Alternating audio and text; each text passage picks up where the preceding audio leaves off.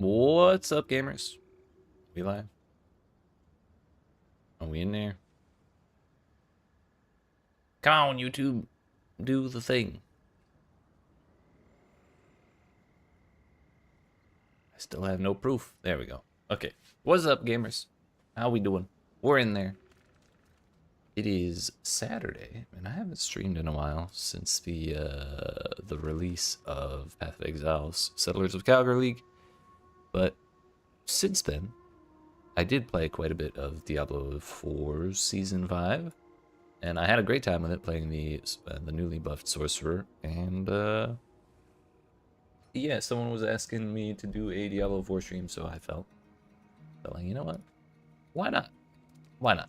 It's a good season. And the new buffs to all the uniques and the Infernal Horde encounters feel really good. And so we're just going to play. Also, right now there's a Mother's Blessing thing going on, which is basically 35% XP and 50% increased gold.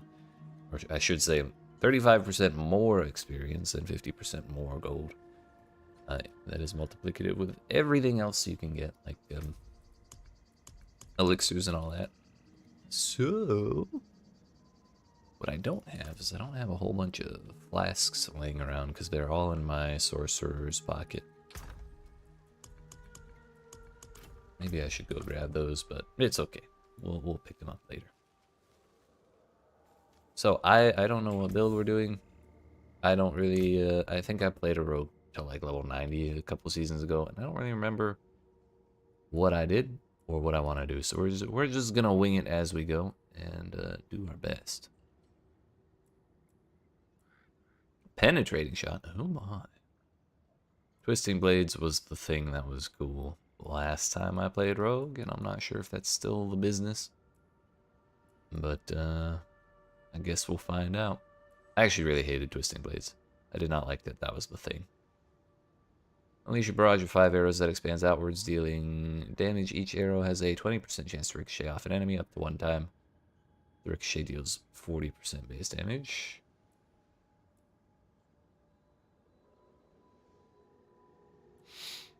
Barrage's ricochet chances increase to 100% for arrows that damage a vulnerable enemy or critically strike an enemy. Every third cast of barrage makes enemies vulnerable for 2 seconds.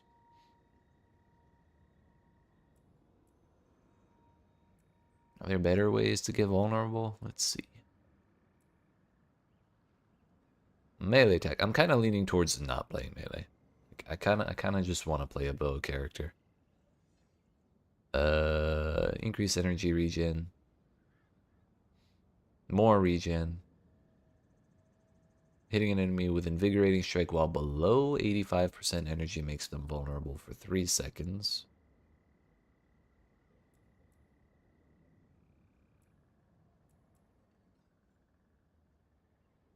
%20 move speed, all res, and control impairment reduction. With your enemies while blade shift is active, refreshes its duration. Throw blades a short distance. Well, that's not really a bow thing, but at least it's ranged. Every third cast slows enemies. Critical strikes always slow. 2 energy when you puncture a crowd-controlled one. Third ricochets. Now 3 blades in a spread. Hitting an enemy with at least 2 blades at once makes them vulnerable. A homing arrow. Dealing more damage and increasing your crit chance against them by 5% for 4 seconds, up to 15%. When Heartseeker crits, gain 8% attack speed for 4 seconds. Double this if the enemy is vulnerable. Sounds kind of sick, honestly. Heartseeker also increases crit damage the enemy takes from you by 5% to 15%. Heartseeker ricochets to an additional enemy, dealing 75% damage.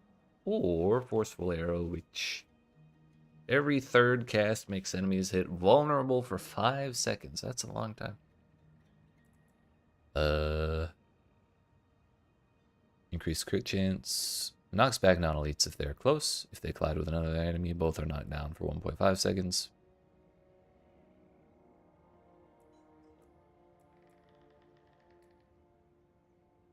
Alright, yeah, we'll take Forceful Arrow, I think.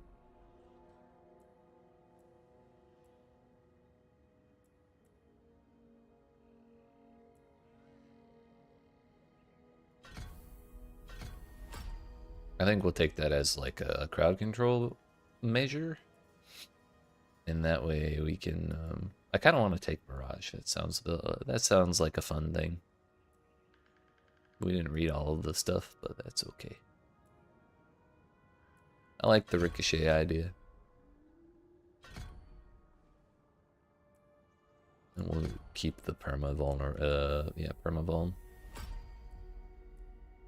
Critting an enemy grants 5% move speed. Close damage reduction. The other kind of CDR. Crit strikes against close enemies have up to a 85% chance to heal you for 1% of maximum life. I don't like the idea of being close, so we're gonna not do that. How many more? I got 4 more points. I could just immediately yeet Barrage up to 5. That'd be funny. Shadow Step. Weapon Mastery. Increase damage to vulnerable enemies. We're kind of in there on that already. Caltrops. Dash. Or Shadow Step. Dad? What's up, Mr. Dadjum? How are you, sir?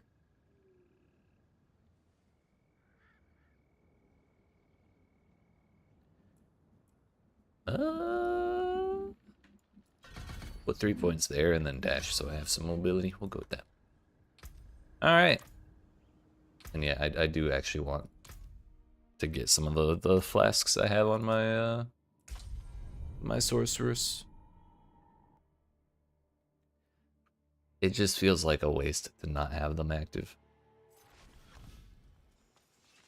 Although I do have to do the seasonal quests still for that character. Requires level 50. Do I still have... I think I threw all my low level elixirs on the floor. That sounds like something I would do. Yeah, I don't need these. First Carlo, now Leah. There's something out there. All things are available to you for the right price.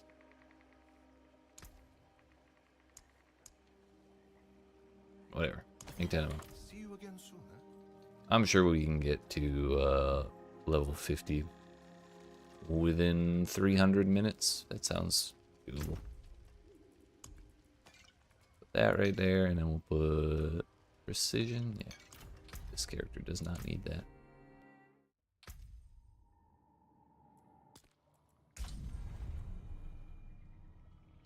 Queeweed for game start. Let's go.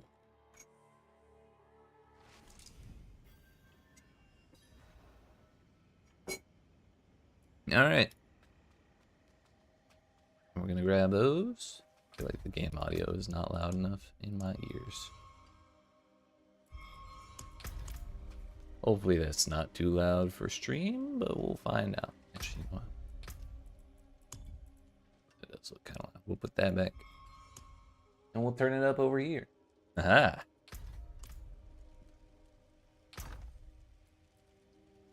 Requires level 20. What the fuck? I should have all my stuff. I'm not ready yet.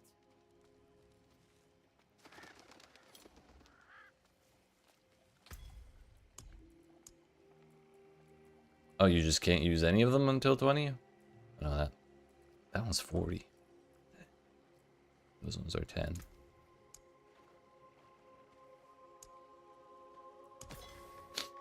Whatever. Those will be the earliest we can use. Now then, the quest. Suppose I could use the mount. That might help. I've already seen all this, so I'm not gonna sit through and watch it all. I do like the idea of this season's story, though. It's definitely weird to be helping the Mama's cultists, but it's cool. My mother used to light a candle for you. His house is right, I think.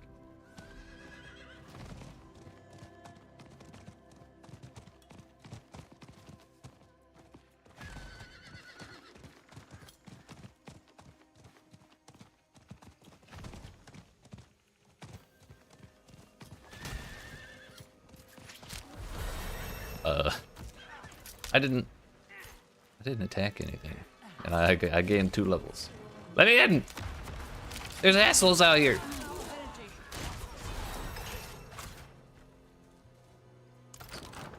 Thank you.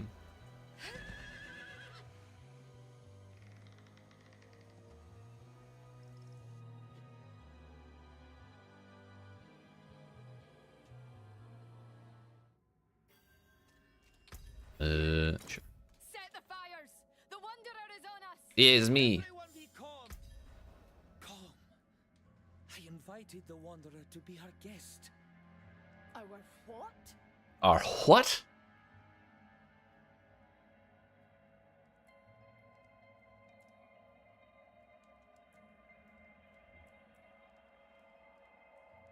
His charge cooldown's reduced by 3 seconds. Oh, let's go. We are the Mother's triumph. Is this? Oh, blessed Is it? If there's, is it a triune? If there's one of them? for a taste of the Mother's power. Birthright. Oh, sure. Why not? Why not? They'll take a basic sacrifice. Nothing too unsavory. I'm just gonna throw 4 points into that Make next. sure it's right. Just get the damage going.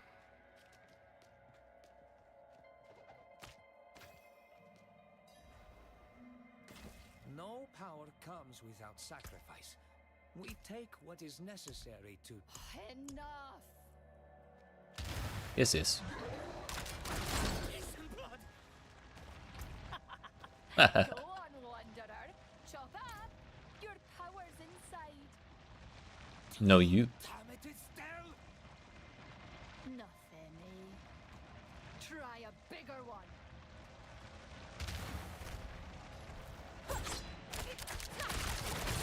Low energy. A paltry taste of the power the mother promised.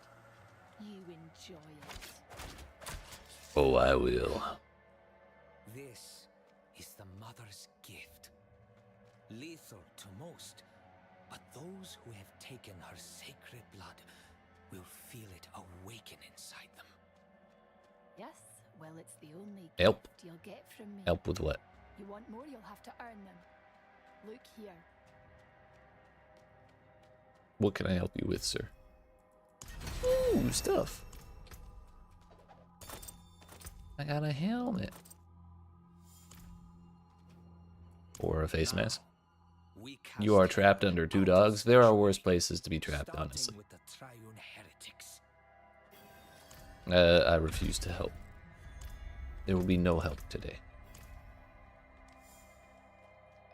Oh, good point.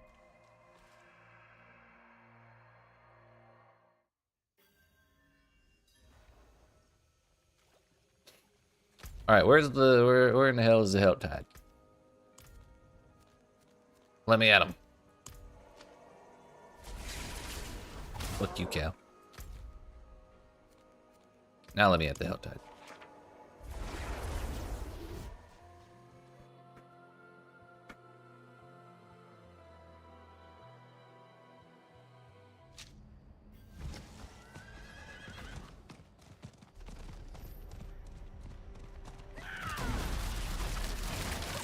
Out of energy.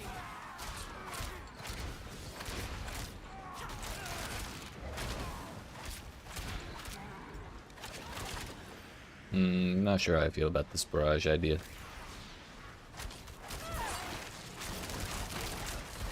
It's not quite as cool looking as I was hoping. Also, it burns through energy like giga fast. Then again, it's been about 30 seconds of fighting with it, so maybe we get a little bit more time.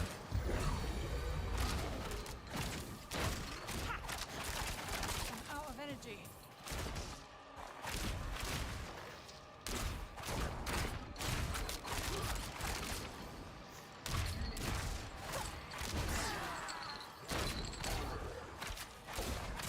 I think the thing I dislike more is forceful arrow. I need more energy.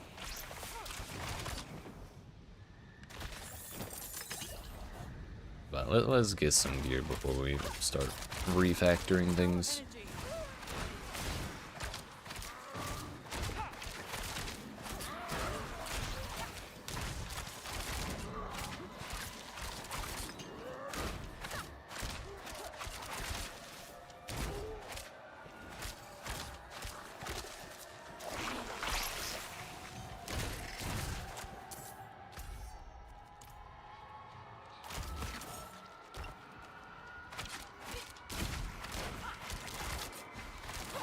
Out of energy.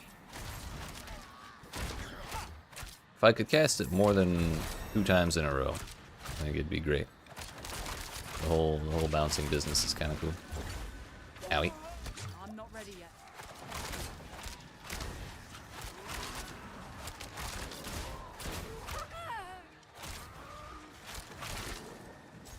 I need more time.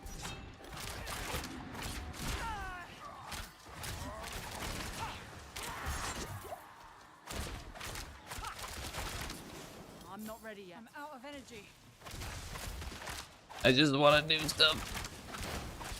I got no resources and no cooldowns.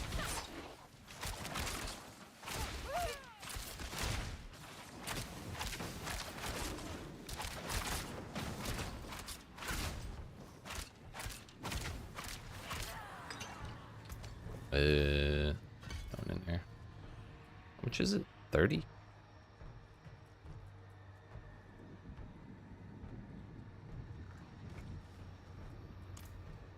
Interesting.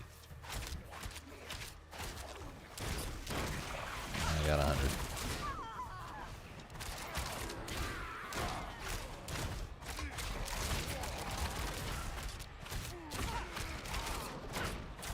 Does that generate anything? No, it doesn't. I think the only one that does generate energy is Invigorating Strike, which I don't want to use.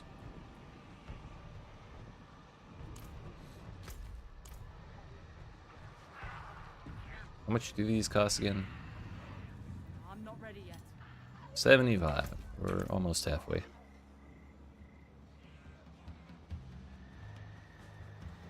Allergies going crazy today. You love to see it. I don't have enough energy.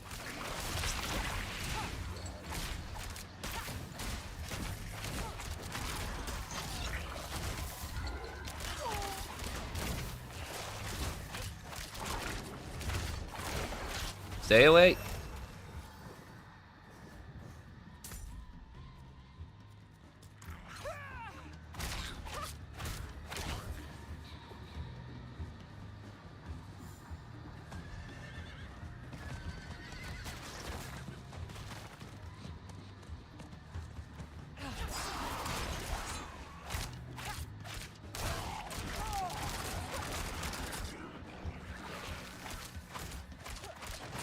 I don't have enough energy.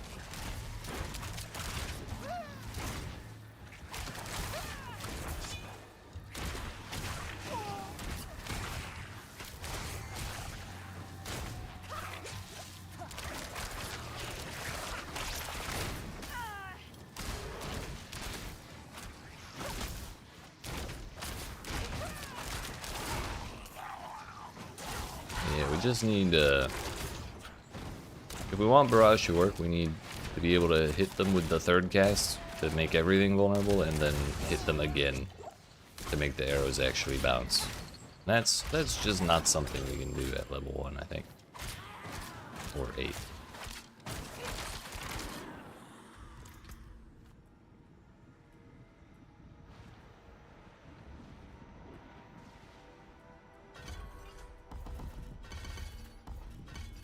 Let's put all our points in this one instead. Every subsequent arrow from rapid fire has a chance, increased crit chance up to 25% on the 5th one. Gain 15 energy per cast of rapid fire when it damages a vulnerable enemy. Increased crit damage for 5 seconds after you evade.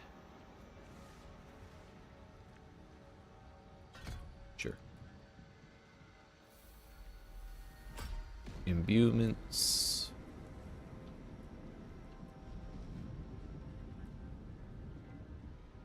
I remember Dark Shroud being pretty darn good.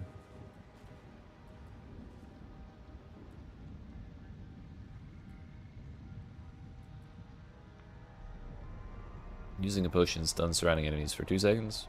What?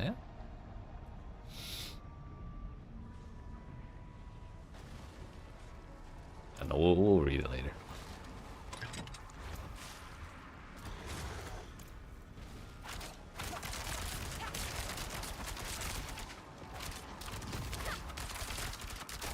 I need more time. I'm gonna die. No, I guess I had dash to get out of that stuff. There we go. That's a little better. I'm not running out of energy now. That's a positive.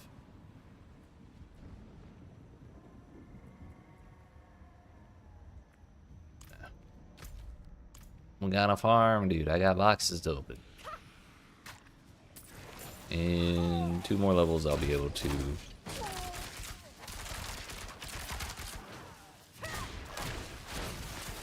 I'll be able to drink a potion.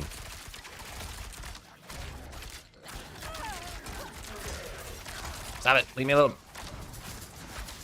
Okay, you know what? It's not a whole lot of clear, so I'm just putting...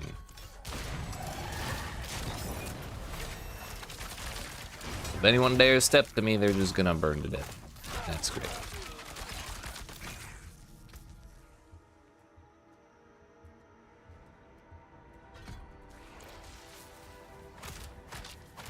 Too many things summoning too many other things.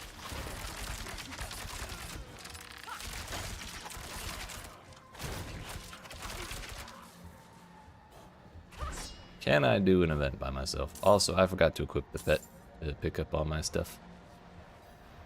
Is someone there? No, nobody's here. I'm not doing that event.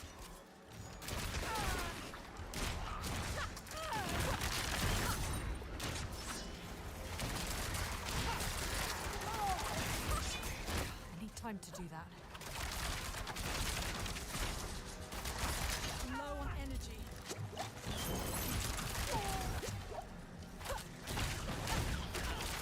I need more time.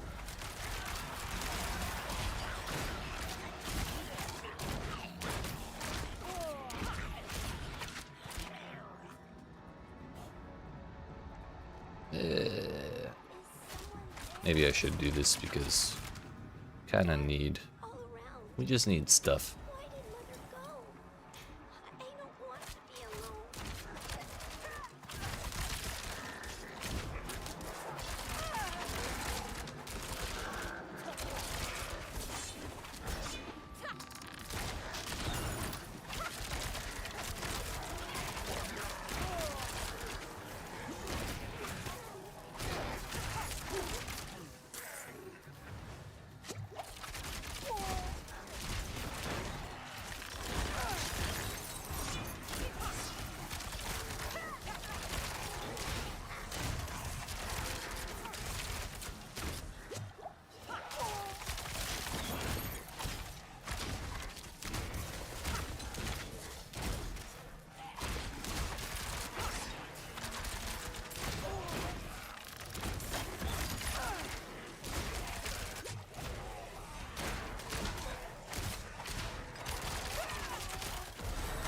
That was a very timely level up because I was about to get fucked up.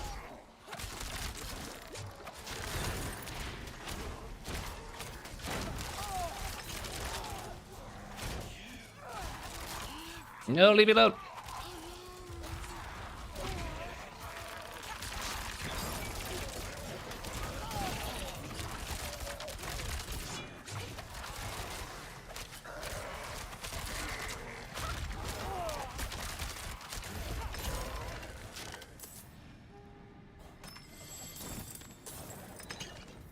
Well, we got pants at least. And just enough cinders to open a box. So to a box we go.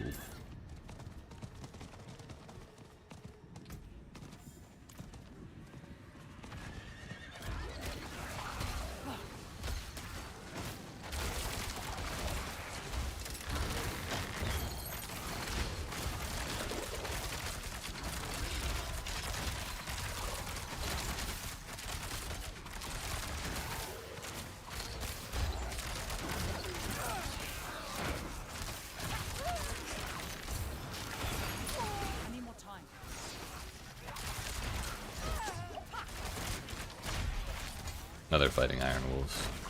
That's what's going on here.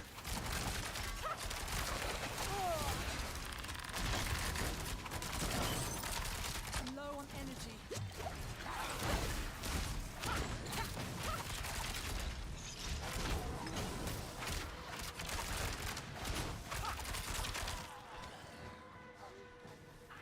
Just calm down, dude.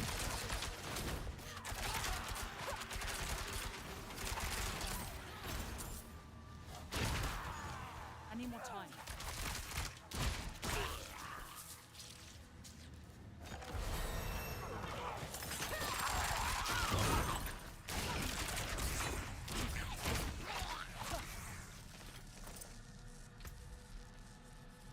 I got a weapon.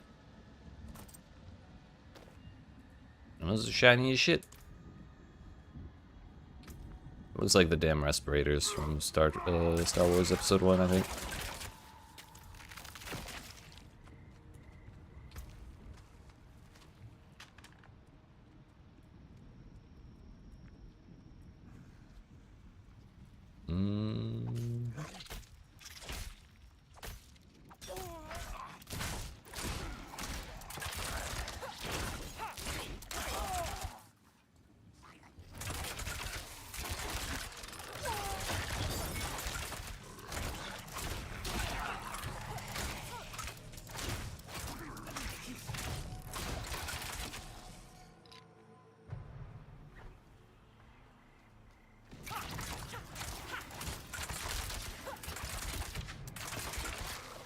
Ah, that's so much better.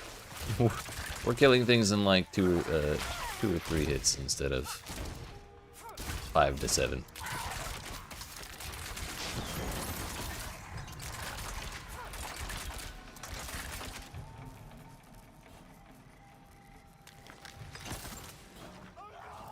Oh no! I'll take the free stuff.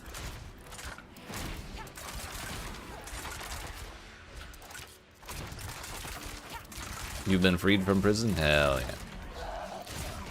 Or my condolences, one way or another.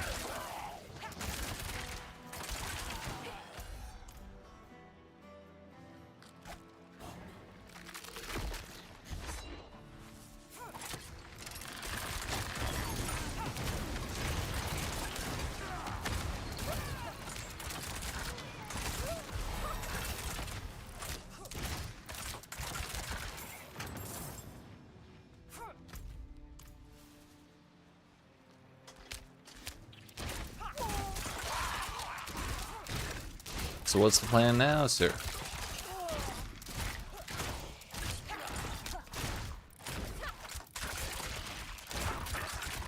Video game chores and go make brekkie? Hell yeah. I honestly should have eaten something before starting stream. The moment I turned the stream on, I realized I'm hungry as fuck.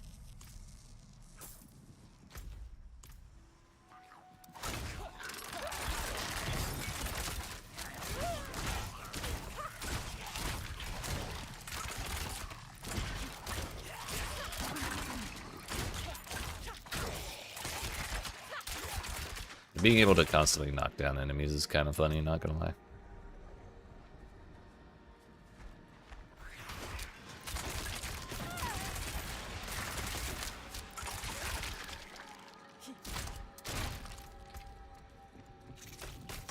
Alright, we're gonna take the poison trap and then the poison imbuement just to see.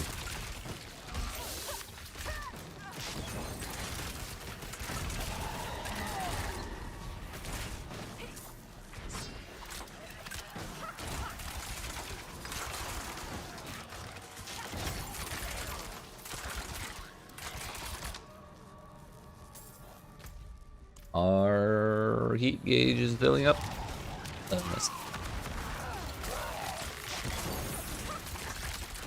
Alright, yep. Can confirm the poison imbued plus poison trap works pretty well. We take those.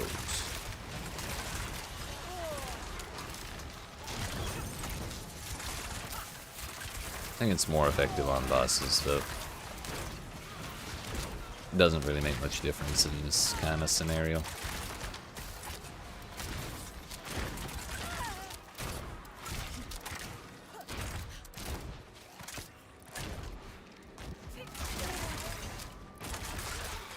In 2 more levels, we'll be able to do my class quest. So I think,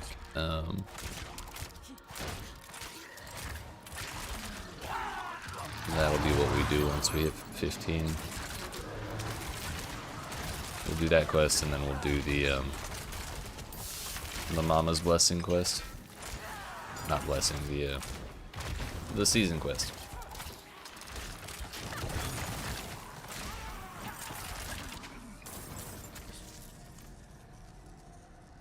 Might grab a coffee somewhere in there. Yeah. That was what I grabbed instead of food, and the coffee's anti-hunger properties wore off.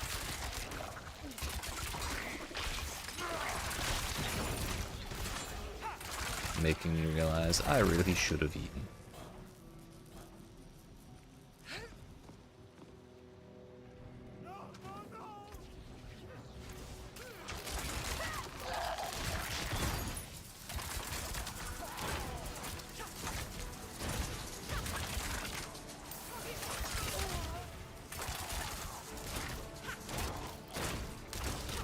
I'm really hoping this starts to feel better when we get start getting legendary powers.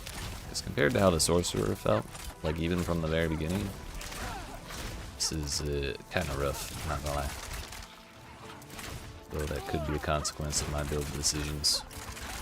Wouldn't be the first time I faced those consequences. Has it?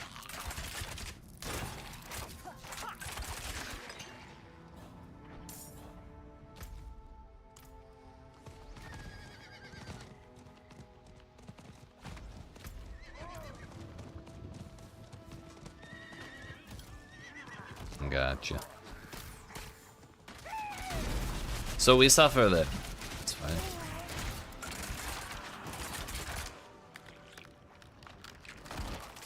Oh yeah, they scale A-OK now. That is no longer an issue.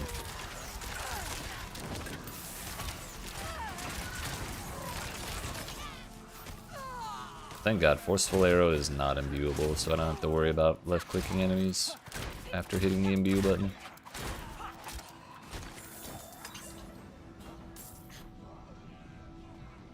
Maybe this will level me. Nope. A ring! Crit chance. Seems good to me, boss.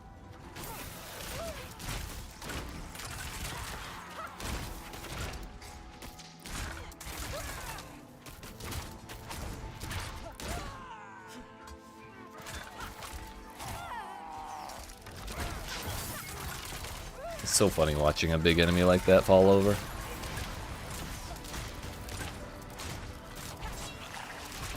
Like, oh, big boy for them. Poor fella.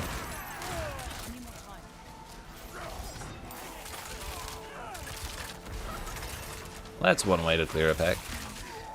Just level up for it.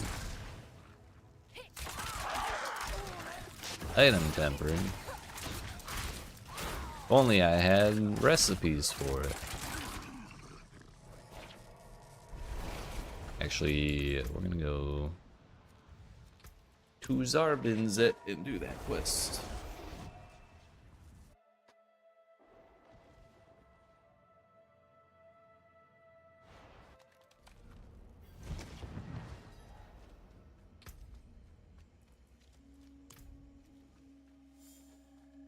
Wanderer. You stink of brimstone, friend. You stink. You sound like Lochran.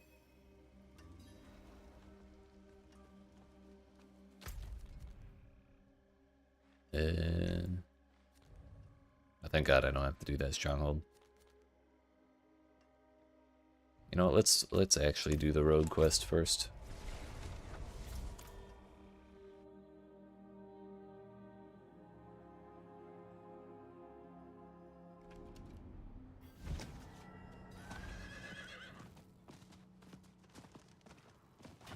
That'll give us an excuse to go get this waypoint too.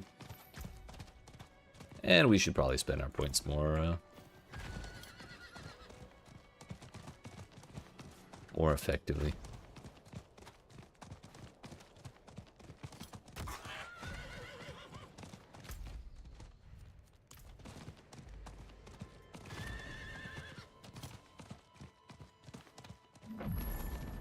Okay, first things first. What are these? What does this actually do?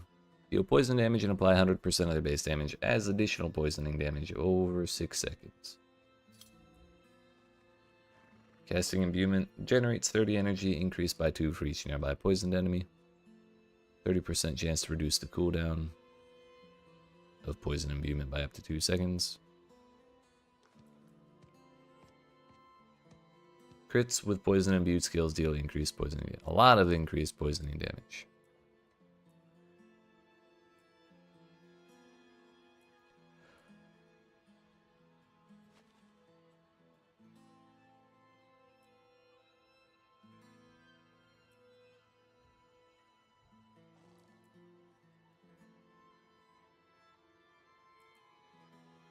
No, we're definitely taking Rain of Arrows when we get down there.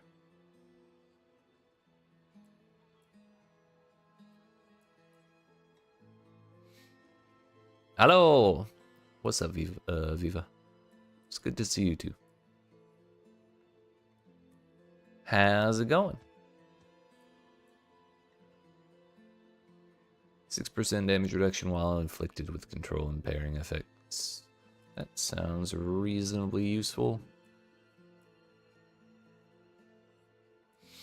I don't know how many... I have one more skill slot available. Which would mean if I want Rain of Arrows, then we don't get Dark Shroud.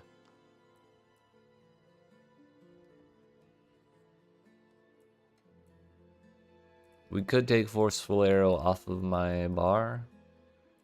Then we wouldn't have a way to trigger Vulnerable.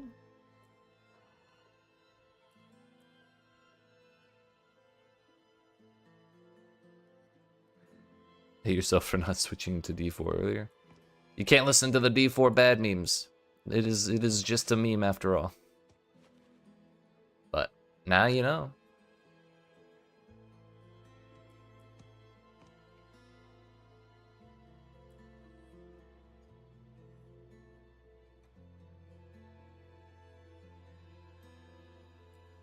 I wonder if Penetrating Shot would feel better earlier on. Like, we might just need...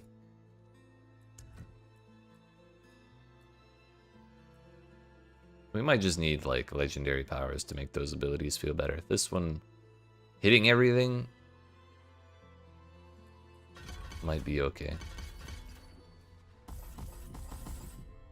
We'll try this.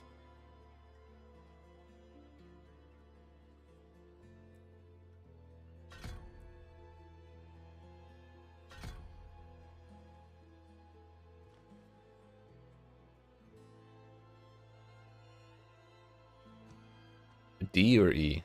Why not both?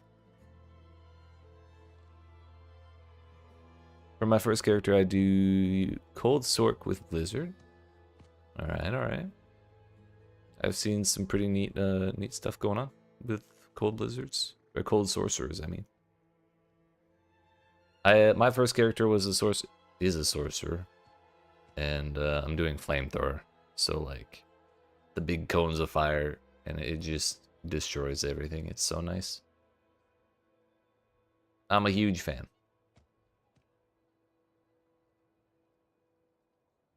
Is Rain of Arrows imbuable? It sure is. But I'm glad to hear you're enjoying it. How far have you gotten?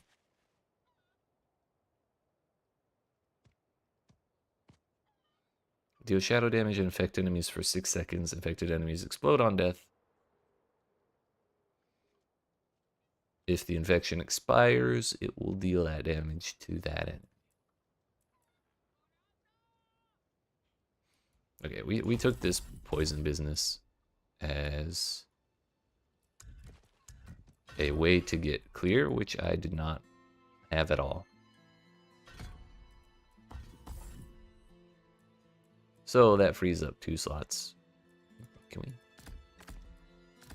Thank you. Going very slowly, enjoying the story. All the side quests, exploring the map, and so on. Oh, gotcha. Doing the campaign first. Hell yeah. While you had at least one active shadow from Dark Shroud, gain crit chance. Yeah, we'll take that.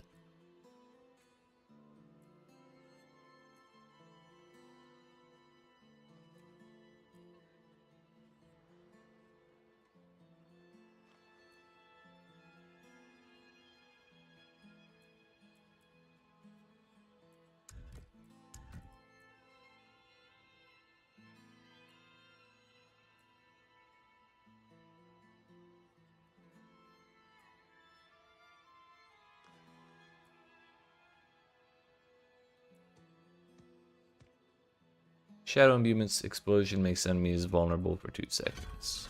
That's neat.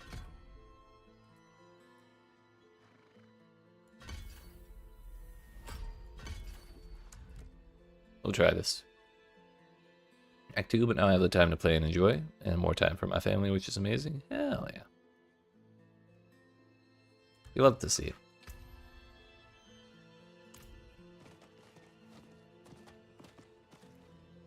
Who the hell are you?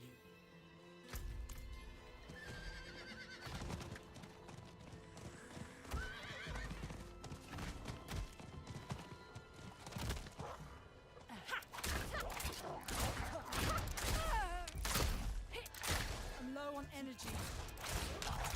It's actually kind of funny that forceful arrow and penetrating shot would give or kind of look the same. No, on you, sisters. So it feels like I'm using the same ability. Blood everywhere, but only one stab wound. A quick kill. And they tossed the remains to the rocks. Messy, but it covered their tracks. Smart.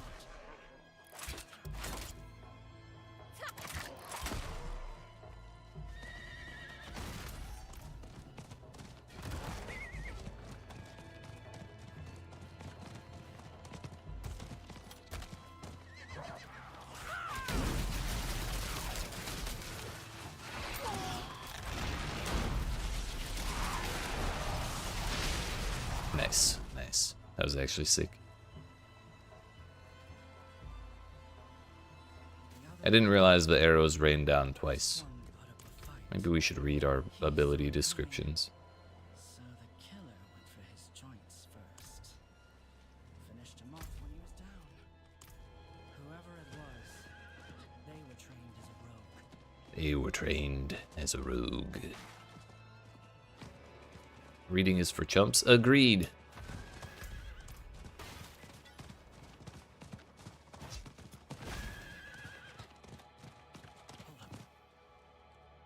Oh, wait, I think I clicked the button too quick. Might have been supposed to talk to her. Well. Yep. Bro, I hate stuff like that. You do the thing and then you have to click on something. It's not just the killer we're after. This is.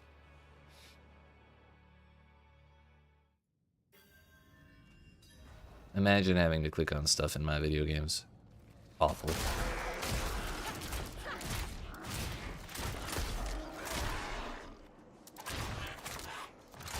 Need more energy.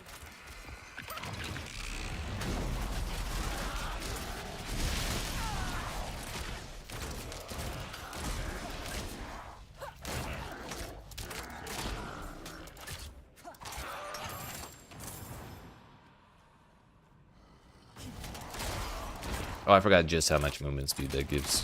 Good goodness.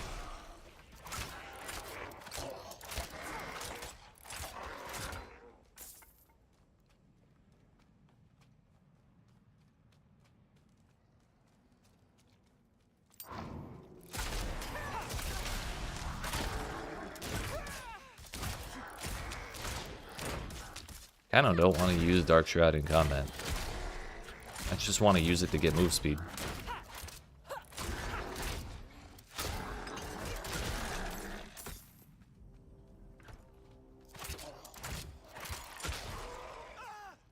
Whoa.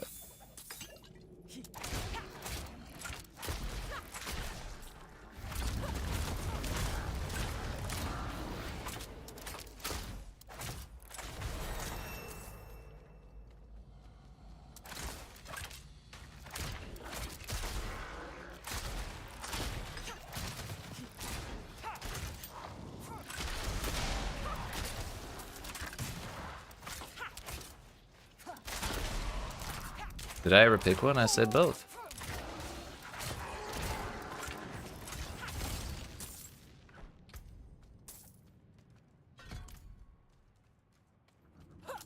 You can't do both?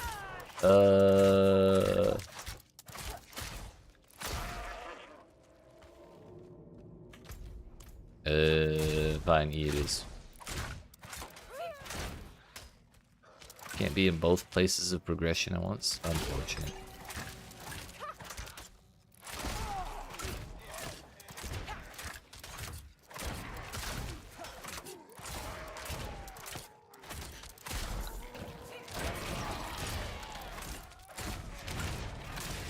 I assumed you were talking about breakfast foods.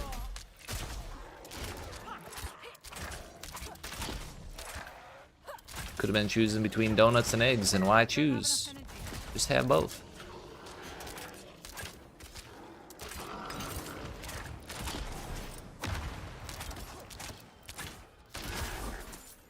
You do read everything? It's supposed to. It's okay. People are allowed to be chumps if they want to be. There's nothing wrong with it.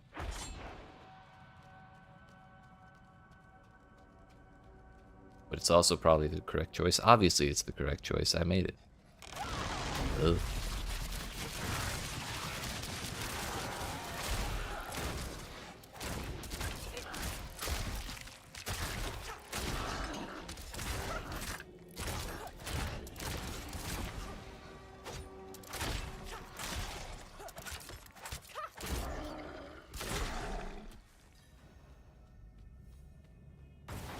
We're fast as fuck, boy. Yeah,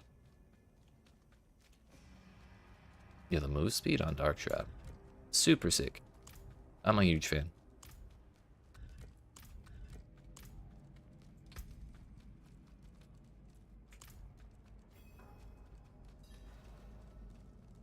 Ah, I saw it. Too late.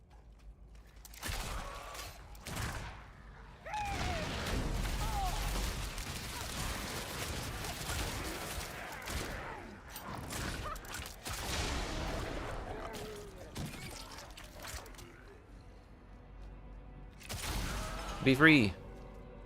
Wouldn't have made it without you.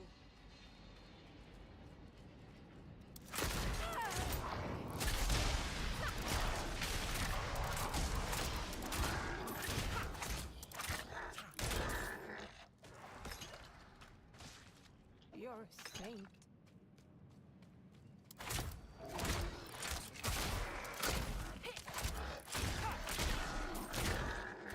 Wouldn't have made it without you. I know.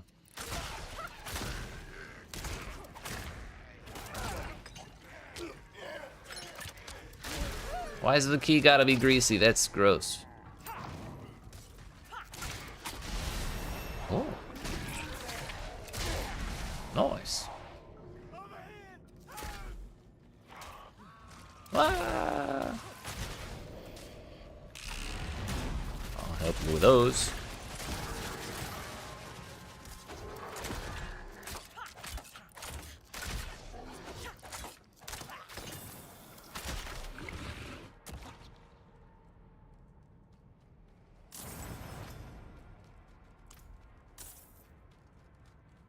Few stupid questions. There's no stupid questions. Unless it's a question like, do fish hiccup? That's pretty dumb.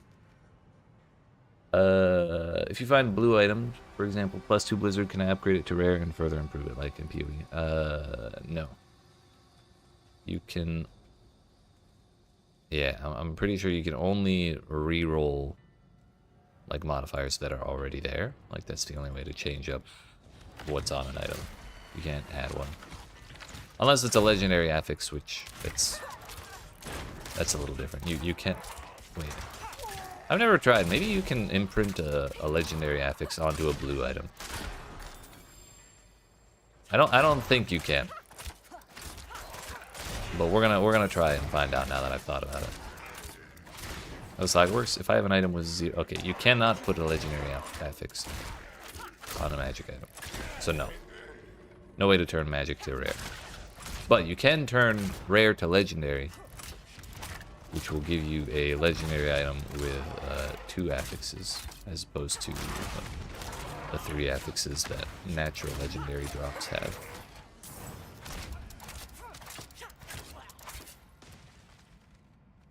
Second question, if I have an item with 0 sockets, can I make it with 4? Sockets are added 1 at a time, and they're different per slot. Helmets can have 1, chests can have 2, gloves can have 0, pants can have 2, and then boots have 0. Two-handed weapons have 2 sockets, one-handed weapons have 1, and then jewelry has 1 each.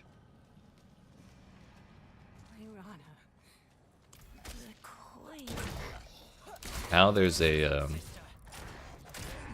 in town there's a vendor, or there's a crafter called the Jeweler. I think that's the name.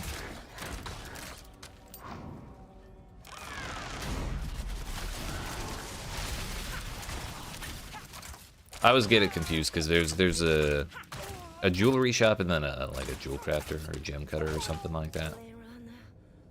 And I always click on the wrong one first. It's super frustrating. No matter which one I'm trying to do, I get the wrong one first. Good it did. You were a fighter to the last. You taught me well.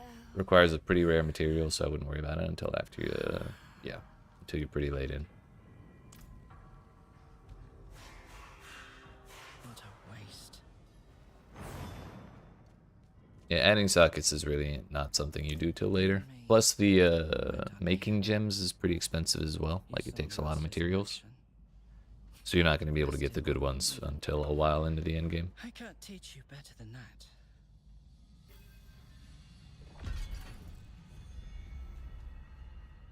Oh, I probably didn't have to do all those quests. Like, I probably didn't have to free those prisoners.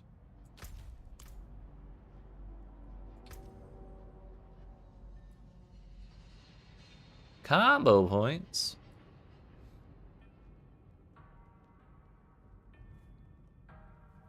Combo points increase damage and improve lucky hit chance. Okay. From 97% to 186%. That's kind of wild. Now, off to this place.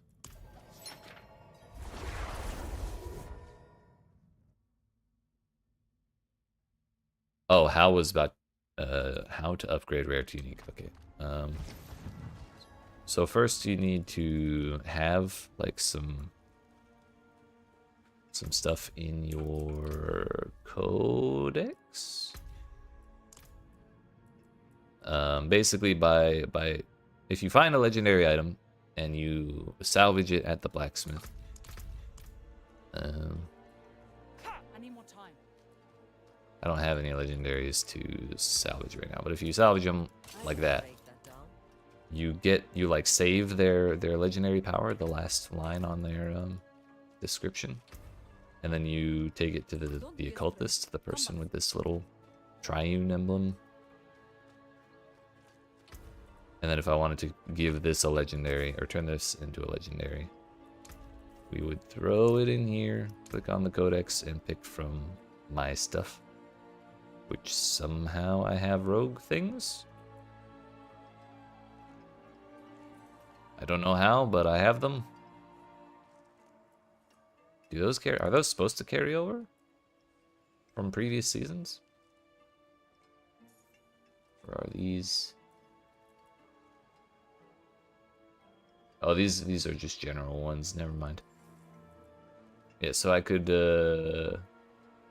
add when you would accumulate 50% of your max life lost, you automatically cast an equipped defensive subterfuge or macabre skill before receiving damage.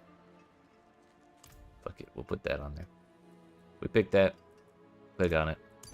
Yep. And suddenly, a legendary. Huzzah!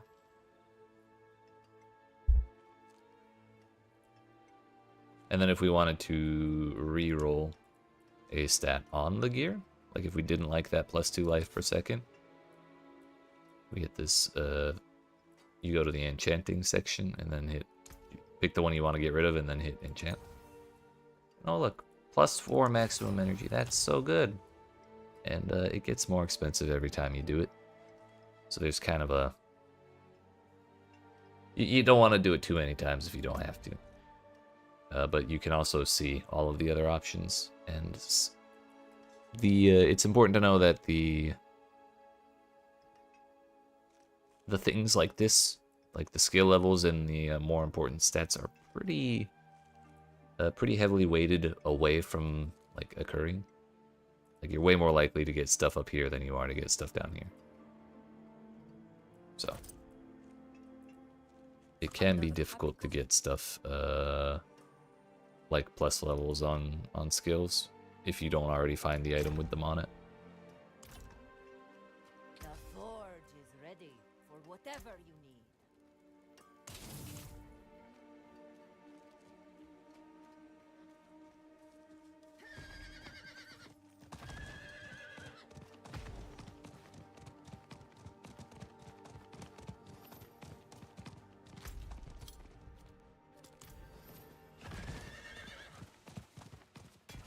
I should probably have upgraded my potions, but it's okay.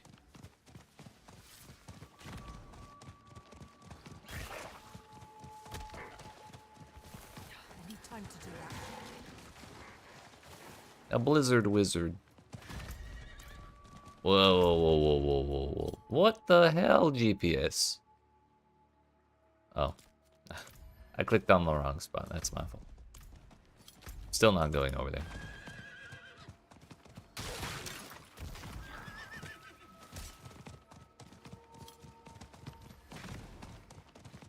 Zone level 45 plus. What the hell?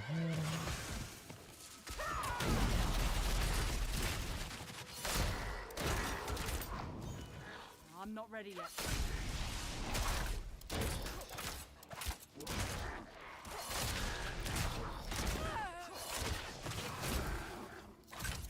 What's this? Ooh, what's this?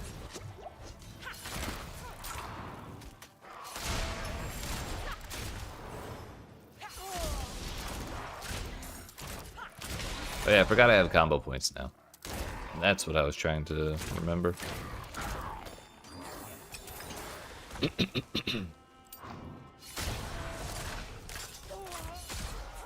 mean, the elites are here, so we may as well.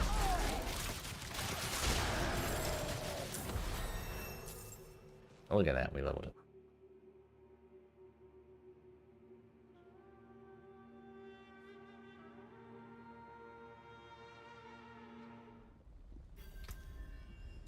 I can't believe we get an ultimate skill as a dismount ability.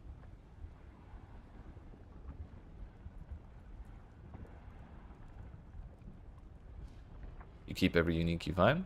So the earliest unique actually is good to salvage to save their abilities. Yeah. And if you look, when you look at the rolls on your legendaries, or I'm sorry, when you salvage the legendaries, the legendary power is saved with the roll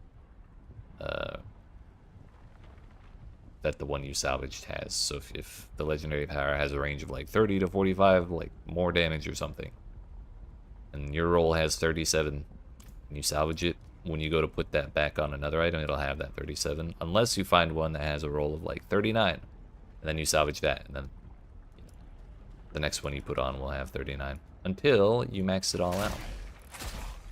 So then you can put max rolls on everything, and it's super nice.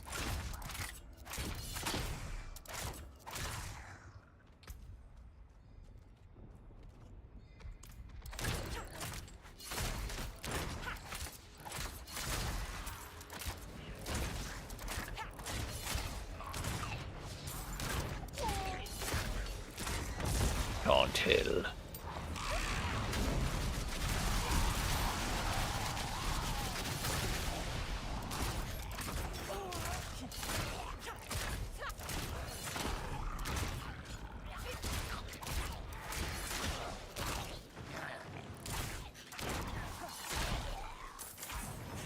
I still forgot to equip my pet, damn it.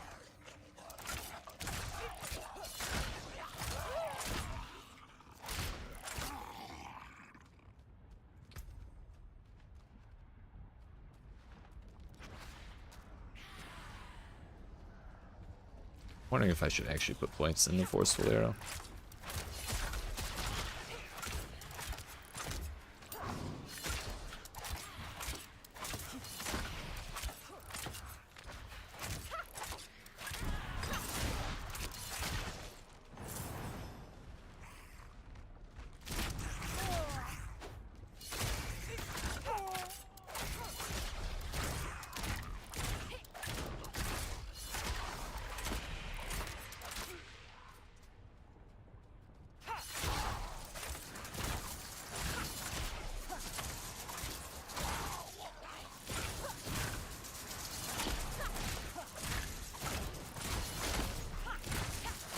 I think at some point this season I'm gonna try Druid again. I just remembered that they made Overpower work with crit, or at least I think they did. Vaguely remember that being a thing. And one of my biggest complaints when I played Druid on release was that Overpower didn't do anything with crit. So it felt like wasted investment to go for Overpower after a certain point. They also buffed Druid damage baseline as well, yeah. But when I was thinking of streaming today and then making a new character, I was like, eh, let's do Rogue. It just felt right.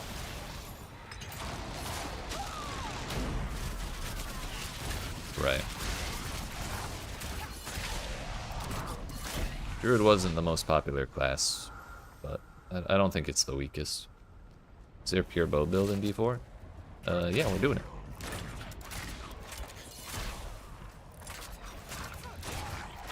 We'll see how we'll see if it works alright, but it is possible to just use bow attacks.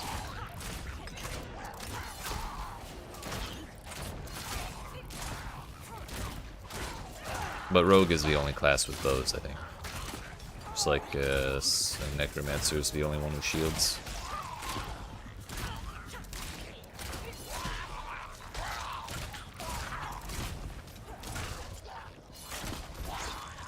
The thing is, rogues do get to equip 2 melee weapons as well.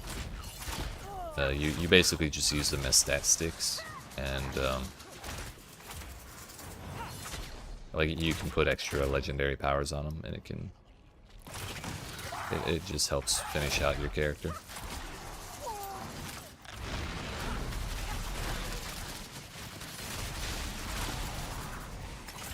Probably not worth it on just that dude, but oh well.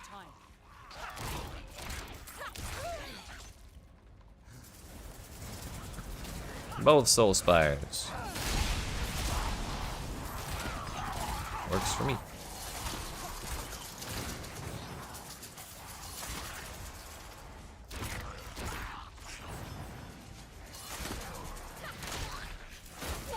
Any more time?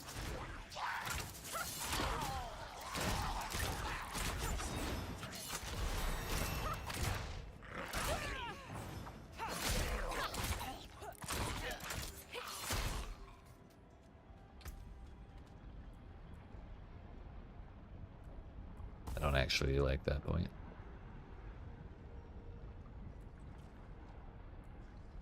Love to try it next? Hell yeah. I'll let you know how it goes, because this does feel a lot more difficult to work with than Sorcerer did.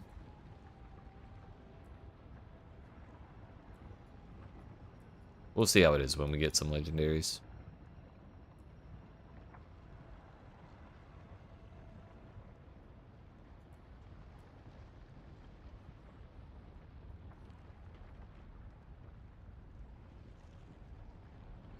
Druid might be the only class in a rough spot this season, if little change with it from last season. Yeah, but there's also the unique changes that may, like, even if the class didn't get much changed, the unique changes may have made some things a little more viable.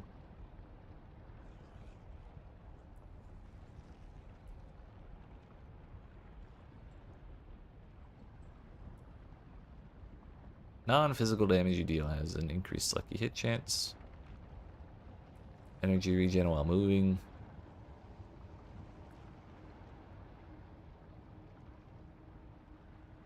Well, after moving 15 meters, your next core or ultimate skill deals increased damage. While those damage bonuses ready, your agility and subterfuge skills deal increased damage.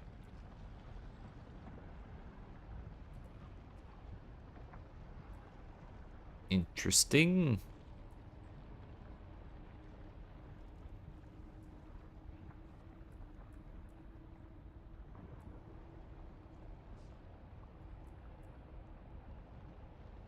You deal 6% increased damage to healthy and injured enemies. But if they're between 36 and 79% life, then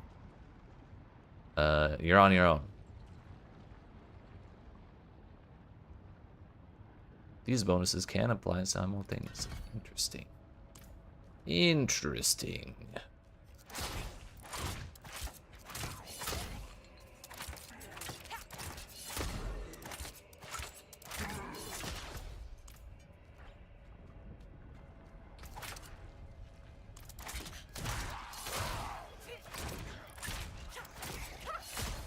Kind of wish penetrating shot was a little wider. It's easy to like shoot it right next to 7 enemies, kind of like that and that. It's happening like all the time.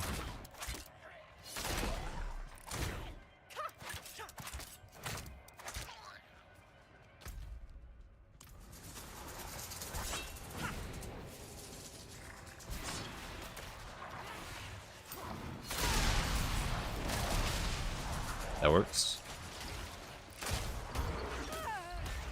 I need more time.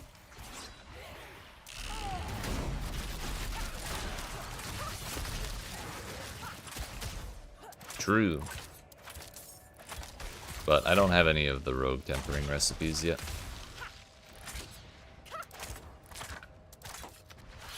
You know, split would be sick. Extra projectiles on that? I take it. Hellfire Rains or Soul Spires make enemies stronger. We'll take the Hellfire.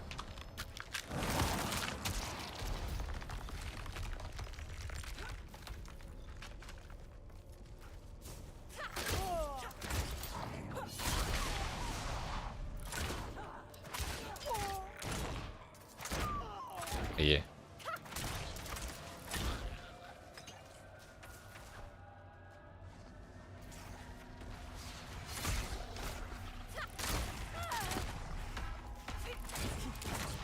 It just gives you so many like interesting options for stuff. Did you hear about the scroll of retempering, Dagon?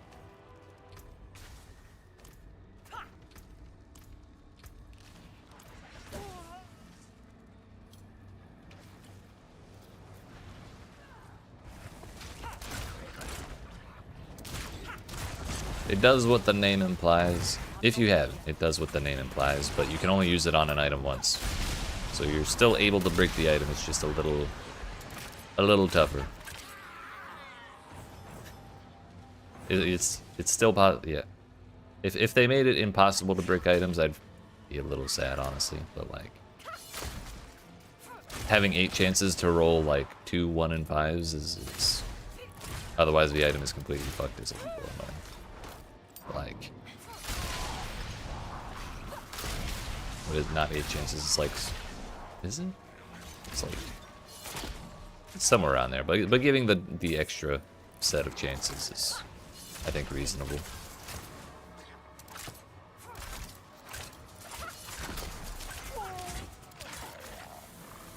You love the Rain of Arrow skill? I do too. I just need more cooldown reduction so I can use it all the time. That'd be great.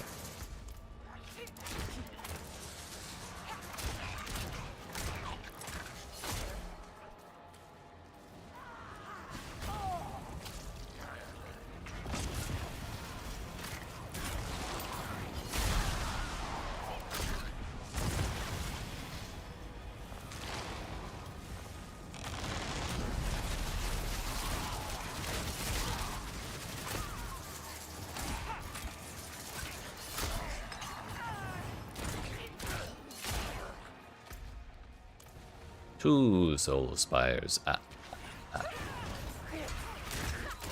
not ready yet.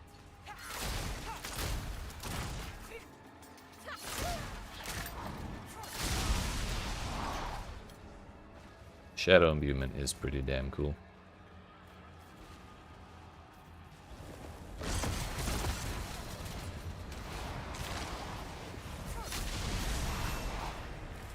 Level 20.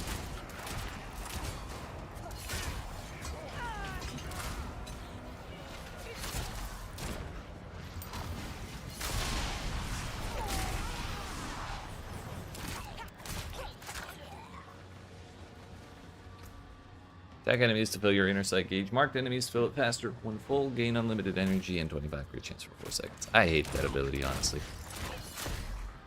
I hope I don't have to use it.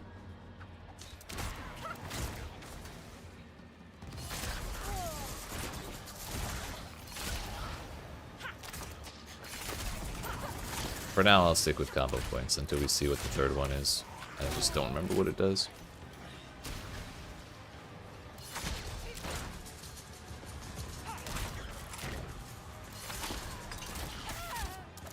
What are the items you can craft 2 additional abilities on them?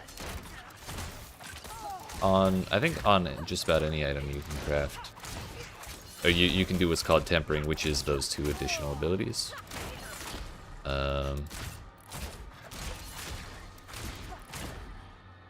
It's just you have to find the recipes, which isn't too difficult. Like after doing a couple health tides, you'll have any of them that are available to you at your level.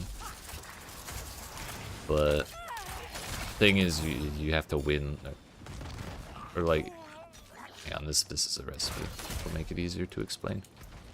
So like, if I were to use this recipe to try and craft, please fuck off. If I were to use this recipe to try and craft one of these modifiers on a piece of gear, I would have to. It would pick randomly from these 4 when I use the recipe. So like, we would have to keep rolling until we get the one we want. But there's limited amounts of rerolls per item, and that includes like within those limited rerolls, you have to get both of the modifiers you want. Go in the slot.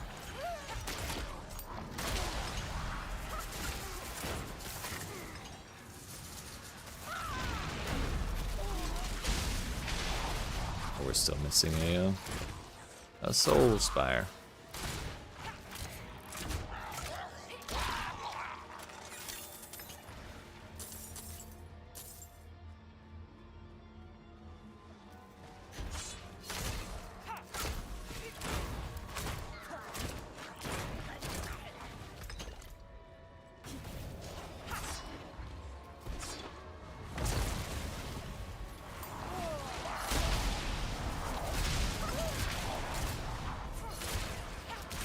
Now that I have a recipe, well, I should wait till I have 2 recipes, I think.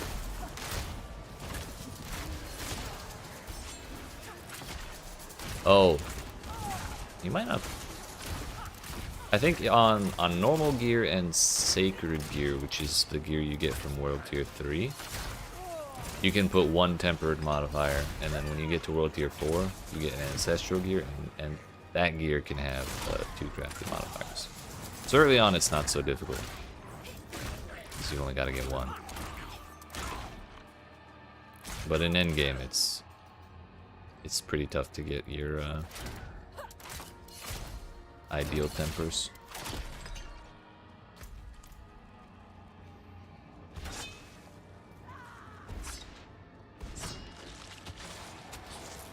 Empowered Hellcaller. 1 shot, 1 opportunity. Hell yeah, we'll take that. What am I, a bitch? Nope.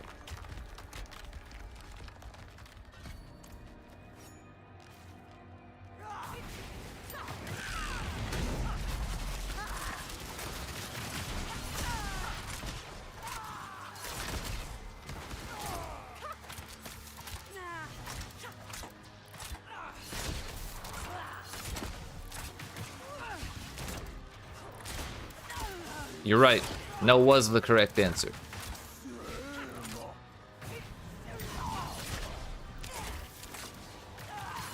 I thought it was obvious. I've seen you tower. That's right. I never scared.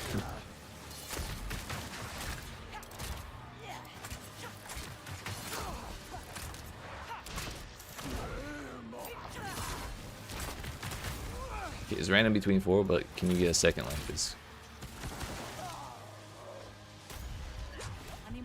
Oh.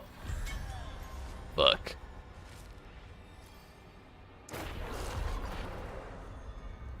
Well, we cleared it, technically speaking. I just don't get any rewards, or I don't get the ones from that. Yeah.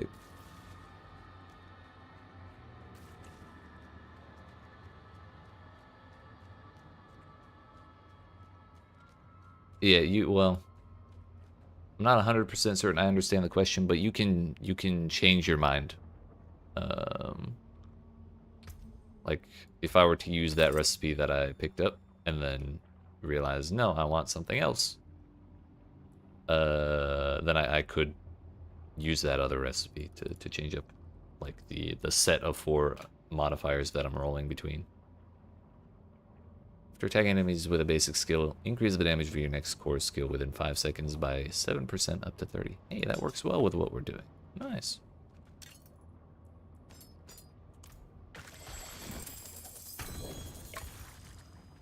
Legendary crossbow. Unique boots. Oh yeah, there is a difference between legendary and uniques. You cannot take the powers off of these ones like you can off of these ones. Yeah, I'll go do that in town. One moment. Increased crit chance against injured enemies while you are healthy. You gain increased crowd control duration. Okay. Well, it's more item power anyways, so sick. When you cast a skill with a cooldown, you explode. Sounds good to me.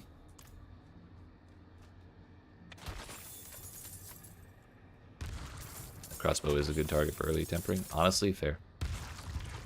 Life on hit is actually sick too. Let's go. I should have gone to Zarbinzet.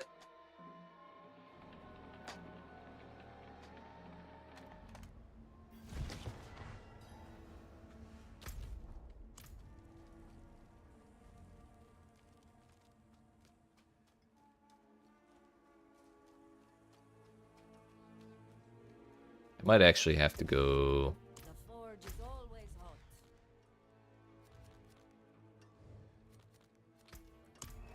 I think if I do the quest over here, I'll get a recipe for tempering.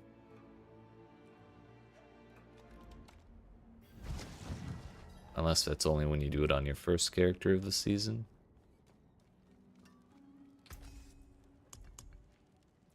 Yeah, I guess not. Okay. So we have our bow and the tempering thing. Bows can have, or weapons. I wish I could speak today. Different pieces of gear can have different categories. So like weapons can have the weapon category or an offensive category. Chest pieces can have utility recipes or defensive recipes. So it's just a little just so you can't use whatever you want on whatever you want, you know? But if we were to take Elemental Surge, up to a 40% chance on lucky hit to deal a bazillion damage.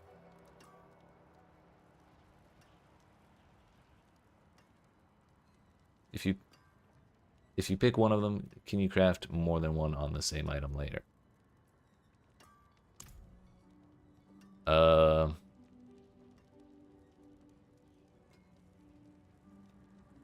Yeah, later in the game you can have one from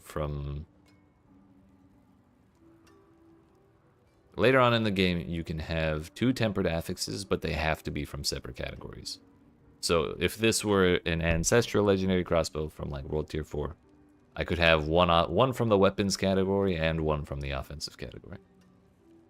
But I could not have both natural finesse and worldly finesse.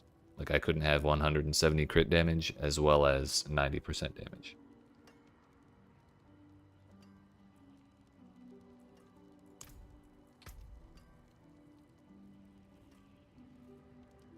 Which I don't know which one of these I actually want. Or do we just take the bazillion raw damage for early on? Because right now I'm doing like a big hit would be 1,000. What's my lucky hit chance? 0%. Oh, bonus. Lucky hit chance would be 50% on penetrating shot. What the fuck? Item has to be special to be able to craft 2 on it. Yeah. It just has to be from late game.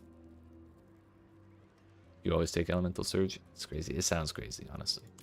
I'm hoping for shadow damage here, but honestly, there are 6 options.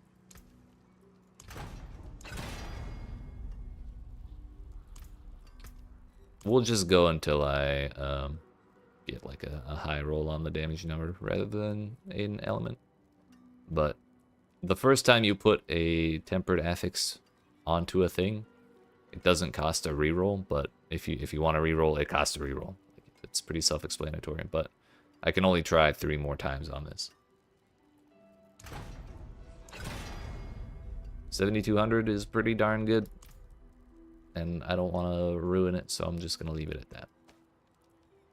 I also have a socket on this. Because I already have a character this season, I'm just going to go ahead and use some of this stuff that I've built up. Overpower damage, damage over time, crit damage, basic damage, vulnerable damage, ultimate damage, or life on kill. I think the crit damage. There, we've got a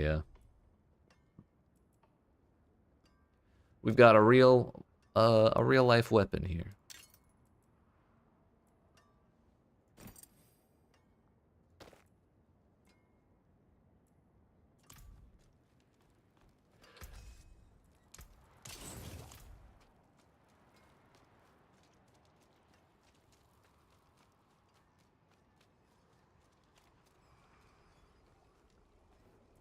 Well, I'll be here soon. Now then, our seasonal quests, because I cannot wait to get into Infernal Hordes.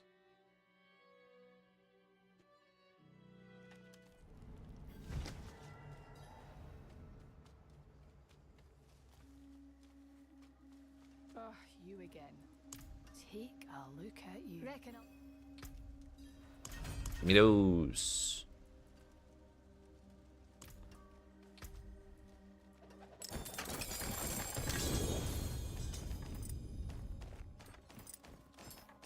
I'll take them all.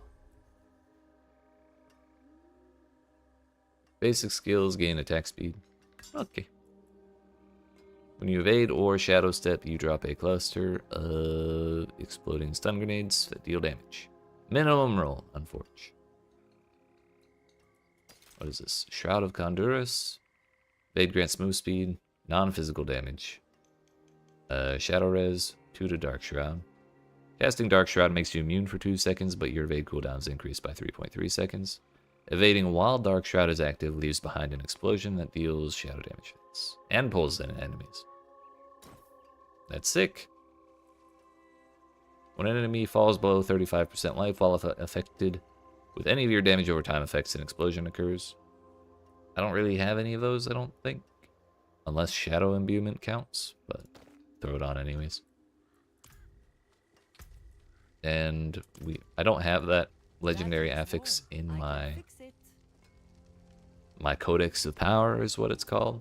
And so this little symbol means that I can upgrade, or like this little symbol means I don't have a roll this good of that affix in my Codex. So it says Aspect of Surprise has been added to the Codex of Power. I think it says something else, like if you're updating one, but that's basically anytime you see that icon on a legendary that you're trying to get rid of, you want to make sure you disenchant it or you salvage it.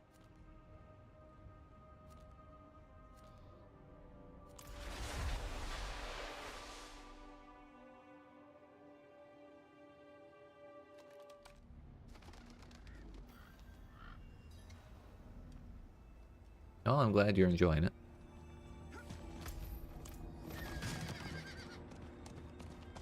Who there, wanderer? Enjoying the heat?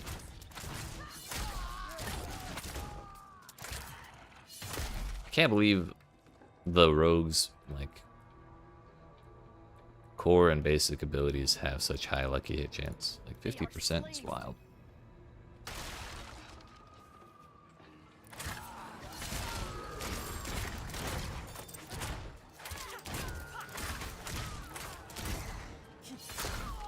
I probably should have looked at those other pieces of rare gear now that I think about it.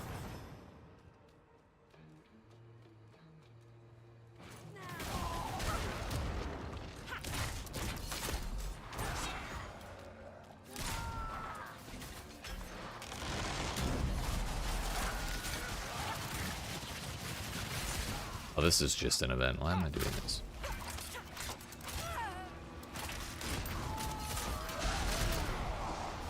Yeah. I'm good. Look at that. It seems the bastards still love when they kill the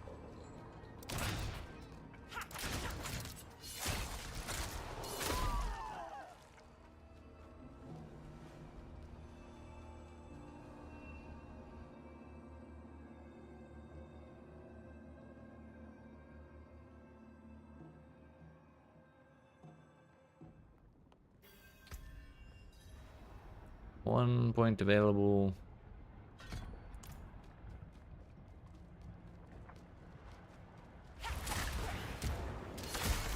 Any more time?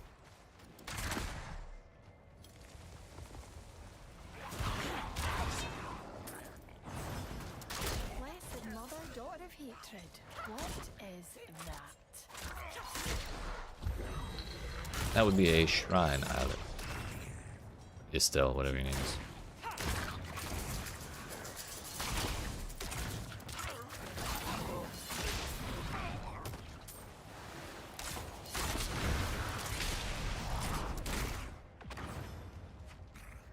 Mama's embrace. Gift, whatever.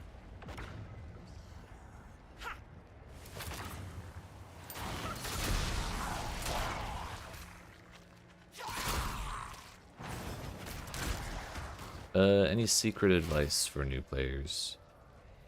Let me think. Salvage the legendaries. We went over that. Oh, always drink flasks when you're killing stuff, which I am not doing. Flasks give you 5% increased XP, or like 8% for later ones. I should take my own advice.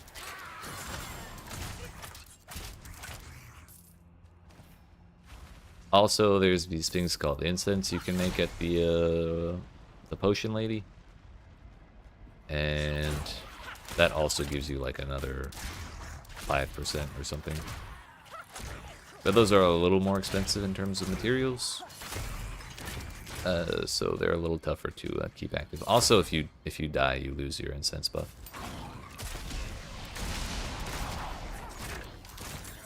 The flasks are cheap, yeah. You just need a couple herbs. Any more time?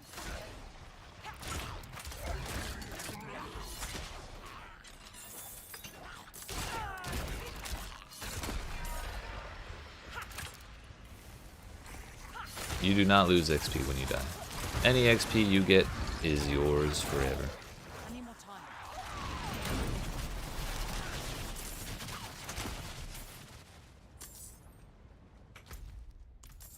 For now, at least. On the 29th, they're doing a live stream to explain that there's going to be a significant change to the character progression system. And the live stream on the 29th is where they'll explain the details. But that change is not going to be in the game until the expansion comes out in October.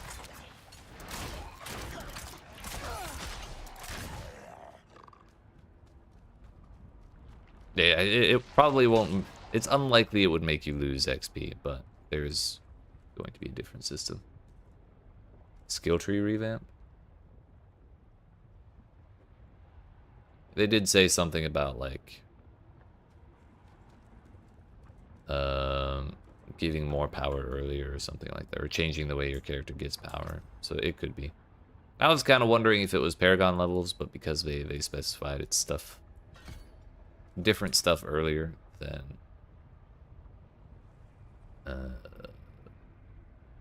I'm not optimistic that that's what that means.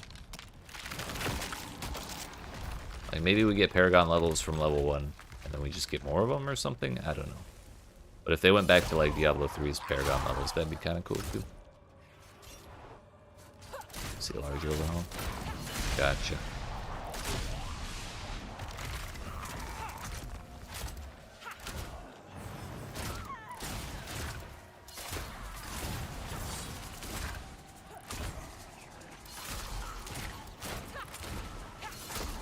No, that's never been a thing in Diablo games.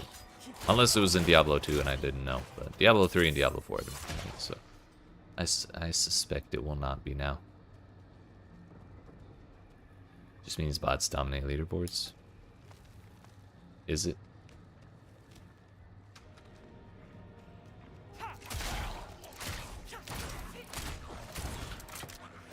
So that's what gave them the idea then.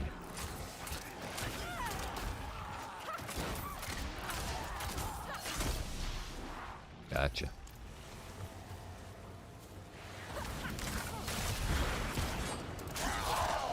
Honestly, with Rakanoth's Step, or Rakanoth's Wake, I can probably just kill everything with dash. Whoop.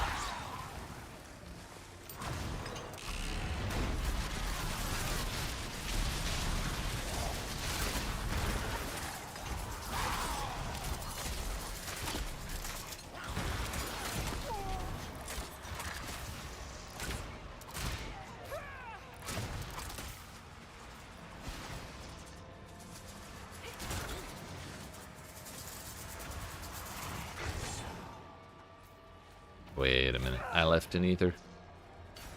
I need it.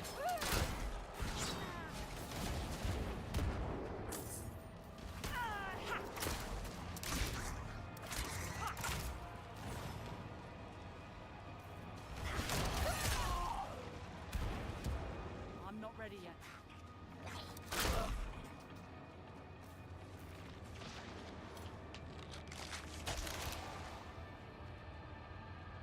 Alright, this time for sure. I have legendaries this time.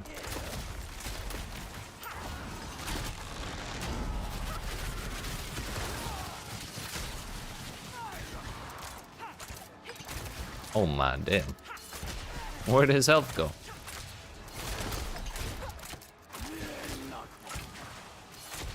I love when I'm trying to move and I click on an enemy and I just don't move.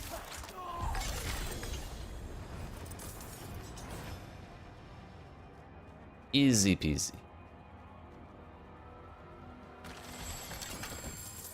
Give me the big one.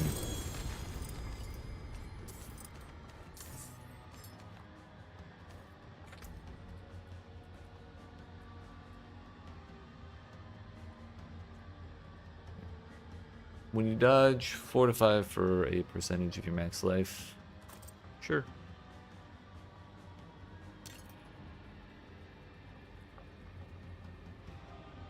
I kind of like the max resource better.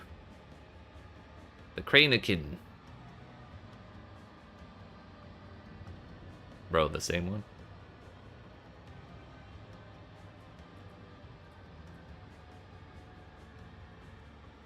Sure.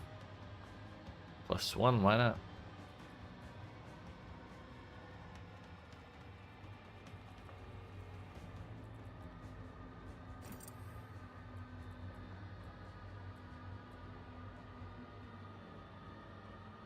Hey, whenever a penetrating shot damages an enemy, 2 additional arrows split off to either side.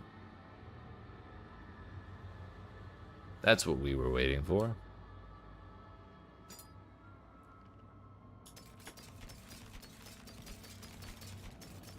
Oh, the other secret advice. I just remembered. Your powers of observation. If you mark all the stuff you want to get rid of as junk,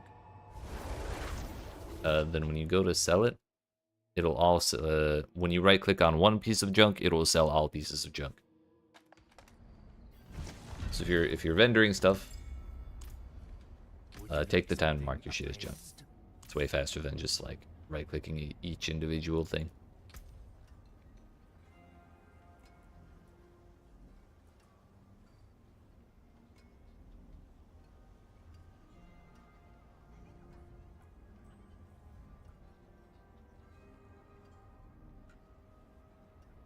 One more point till our key passive.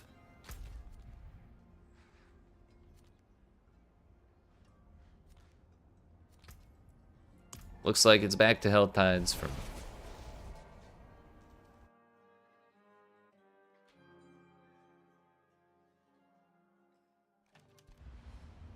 Like how they implemented ritual ultimatum type events in D4.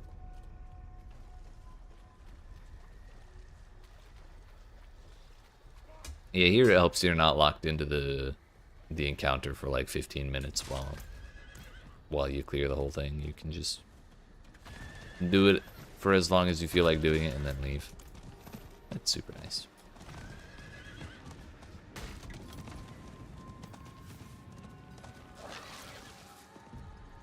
Slay the Blood Maiden. That's not gonna happen. Ah, yeah.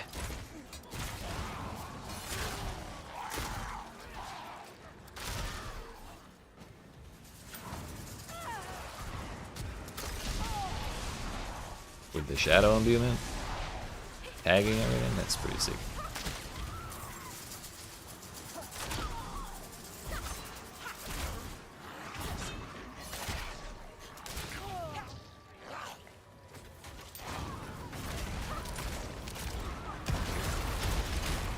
I'm not ready yet.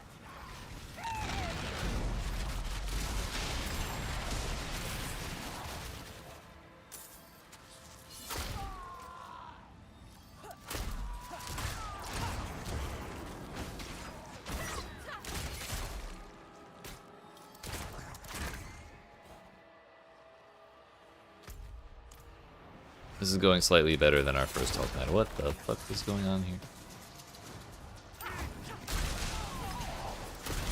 Camera, why you do this?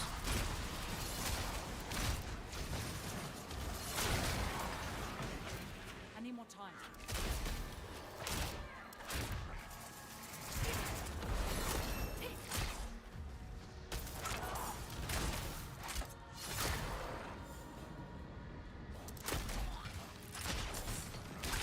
Alright, the side arrows aren't as good as I was hoping, I'll be honest.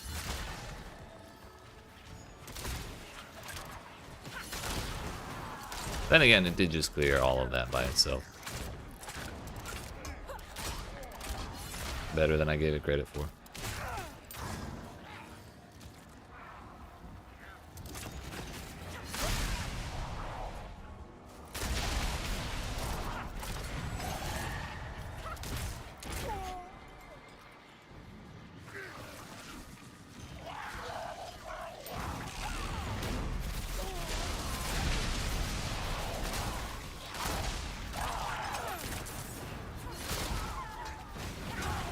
I'm not ready yet.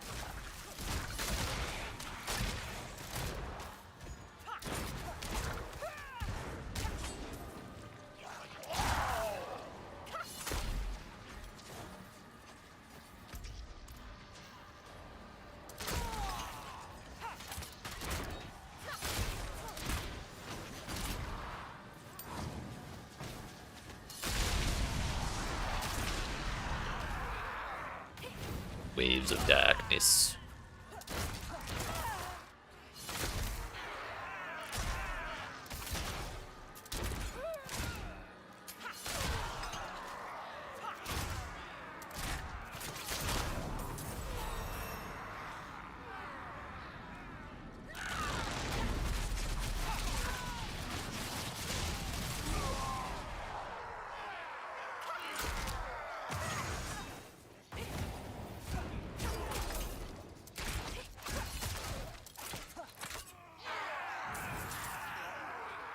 Well, we still have 50 seconds of stuff to kill. That's fine by me. But we have the bonus chest for the event.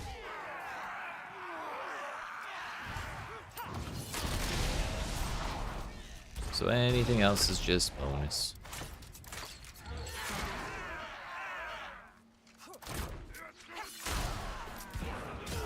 That has the grab on that explosion has way more range than I expected.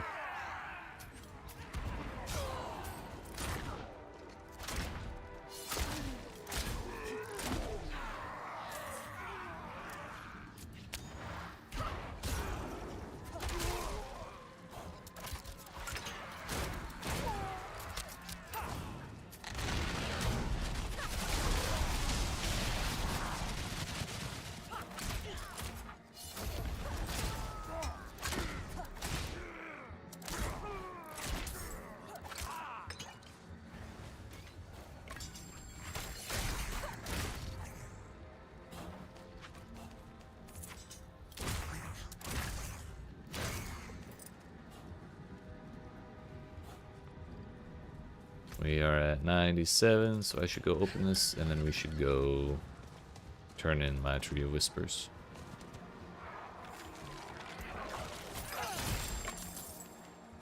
A manual.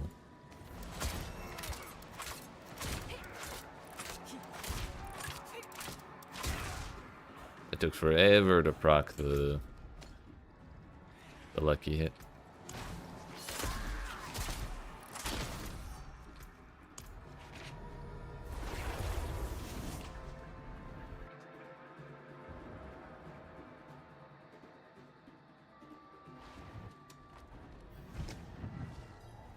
Do that here. Can't do that here. Before we go back to the Health Tide, I need to equip my pup dog. It is done. Leg guards, helms, or gauntlets.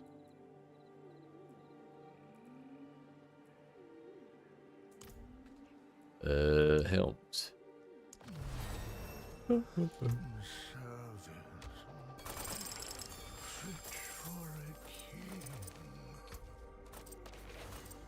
I didn't get any legendaries.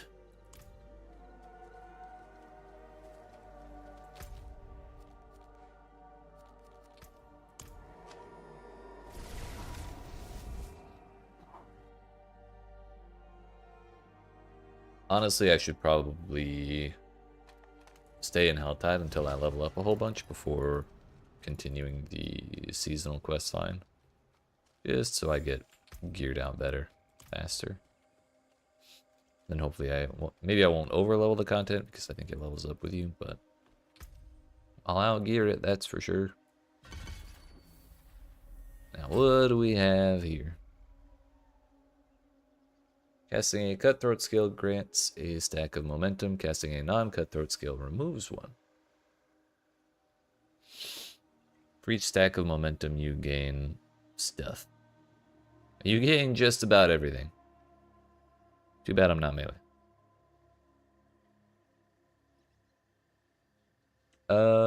It's not a stupid question. But I think, no, they're not different for each class. If you mouse over them, it tells you what they do.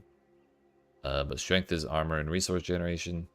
Int is crit chance and resistance to all elements. Willpower is healing and overpower damage. And dexterity is skill damage and dodge chance. On top of that, whatever your class's main stat is, so like rogue would be dexterity, I'm pretty sure.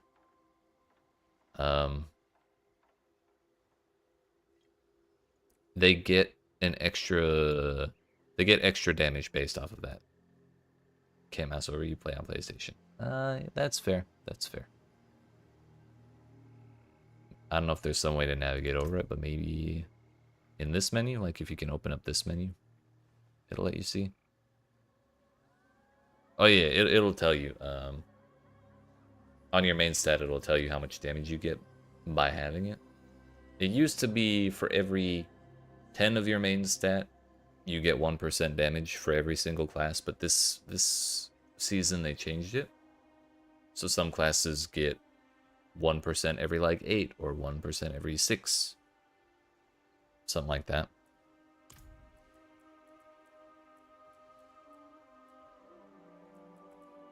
So some classes get more benefit out of their main stat than others. Another secret is if you... Oops. If you look for a quest...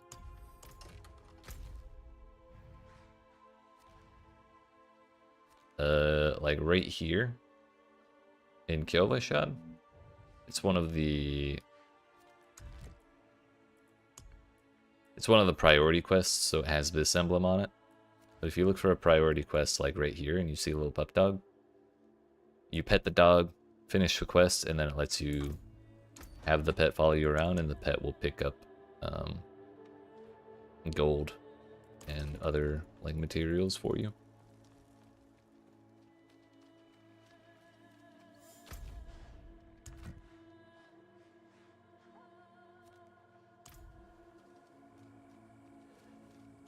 Now then, back to the Helltide.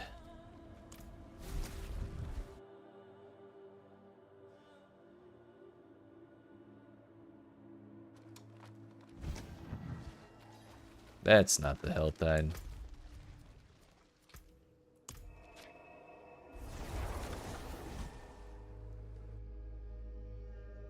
Have it. Very clever addition to the game. It's super nice. I definitely plan on pre-ordering Vessel of Hatred soon, so I can get one of the cats. Probably won't do the Giga edition for all three of them, but I will get at least one of those pets. Damn it!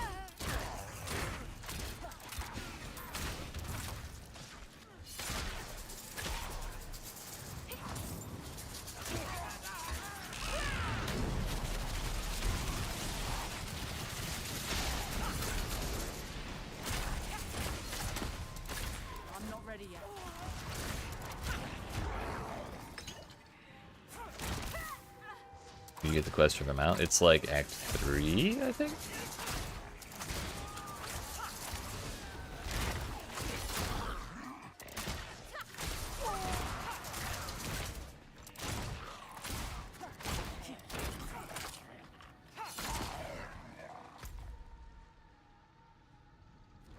When you start doing quests, like around here for the story, it's something like that.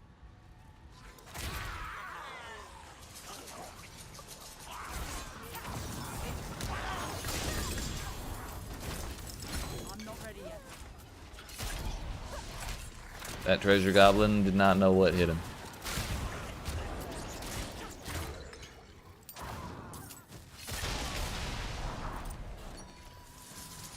I don't think I want to bother picking up the blue gear anymore.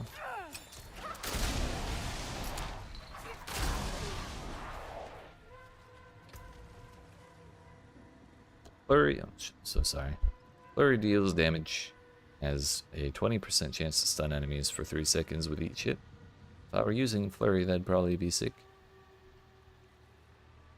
Basic skills grant damage reduction for seconds.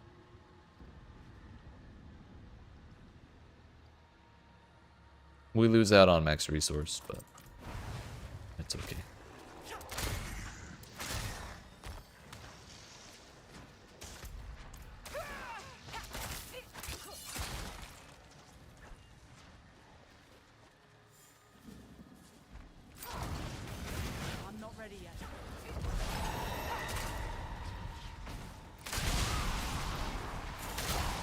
Give you the battle pass too.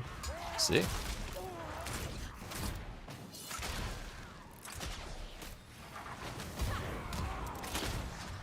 Damn, I like just bought the battle pass.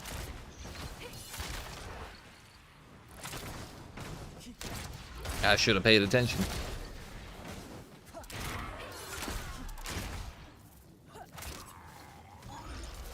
But I bought it because I already have it done. Like when you get into the actual mechanic for the season, that shit progresses so fast.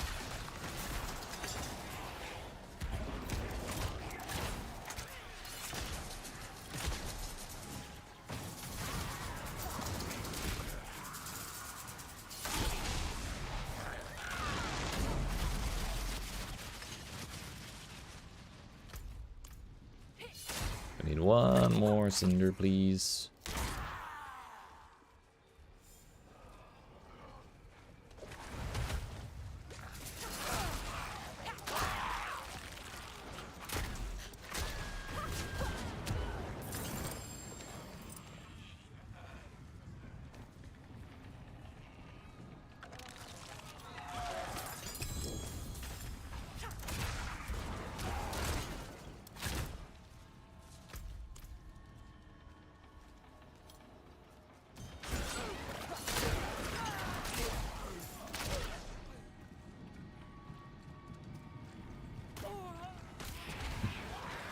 Hell. I wonder if it's like a little token they could let you use on future battle passes. What's this?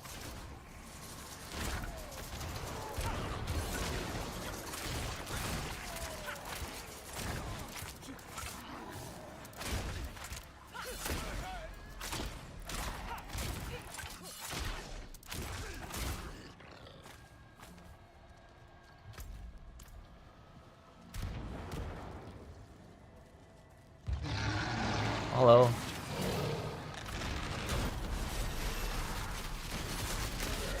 Oh shit, the health tide ended.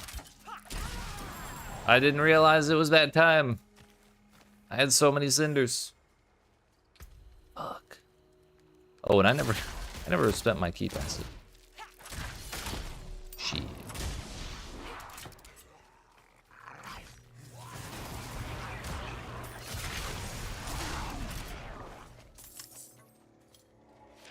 Well, we wait 5 minutes and then we go again.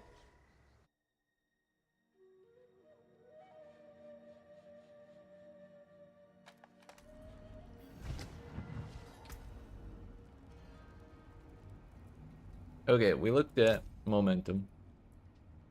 Damaging a close enemy with marksman or cutthroat skills grants a 15% attack speed bonus for 8 seconds. While both bonuses are active, you deal increased damage equal to 10% of your damage versus crowd control bonus. Yeah, that sounds like ass. When you cast a marksman skill, you gain a stack of precision. You gain an additional stack if that skill crits, once per cast. When you reach 4 stacks of precision, your next marksman ultimate or core skill is a guaranteed crit and deals 50% increased critical damage, consuming all stacks of precision. This damage is further increased by 15% of your critical strike damage bonus. Alright. Highest version pre-order gives you 3,000 item shops coins with it. Gotcha, gotcha. That does sound like a pretty decent value. Dealing direct damage to a vulnerable enemy has up to a 50% chance to cause an explosion, dealing 69% of the damage to them and surrounding enemies. Victimizes damage is increased by 120% of your vulnerable damage bonus. And dealing damage to an enemy affected by a trap skill has up to a 25% chance to reduce the active cooldowns of your trap skills by 20% and drop a cluster of exploding stun grenades that deal damage and stun enemies for 1 second.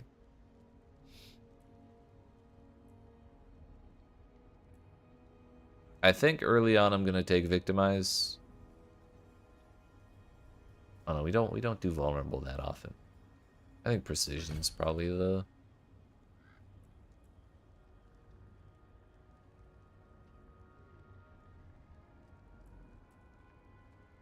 Yeah, Precision's probably alright.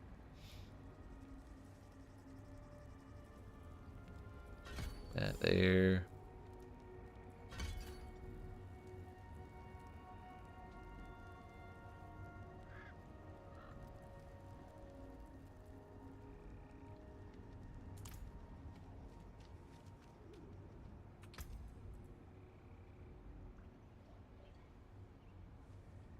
I believe I already had, yeah, I already have expectant, but that's 7%. This one is 5%. Rip.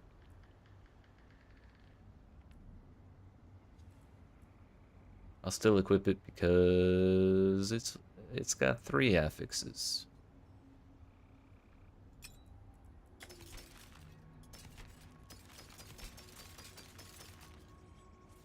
Hey, yo, Diva, thank you for the channel membership. Fucking yeet. Hell yeah. Appreciate that.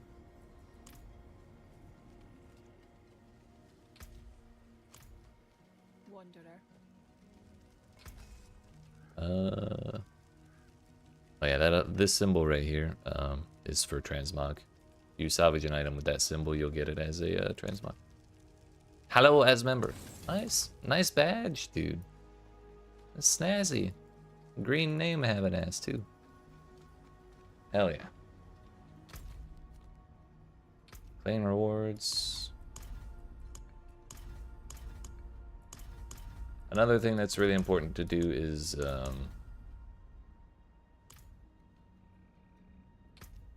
fill up this renown on each zone. You only have to do it one time.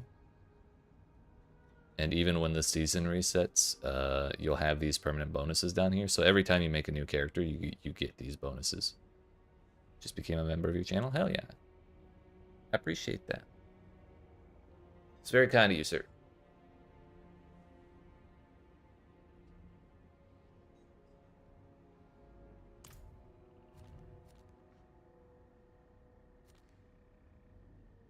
Oh, health tide's back up.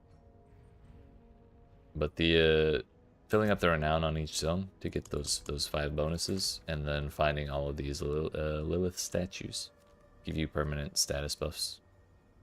Super handy to have.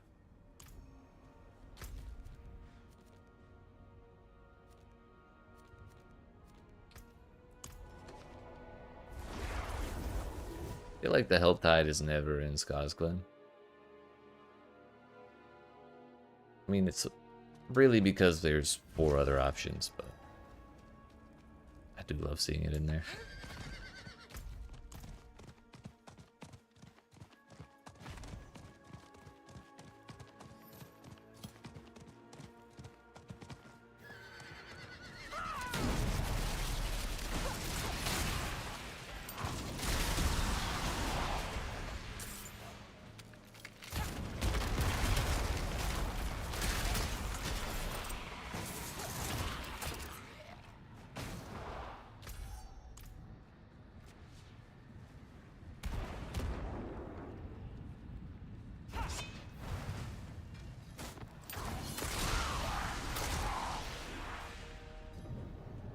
Ooh, what's this?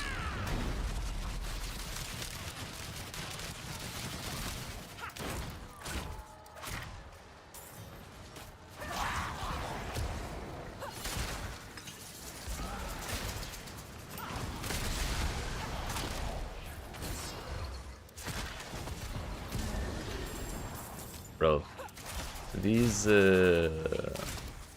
legendary powers we have are kind of sick.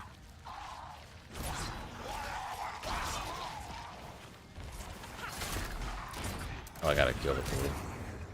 Never ceases to amaze me how different the legendary powers and the uniques and stuff can make a character feel. I think they've done a really good job with that.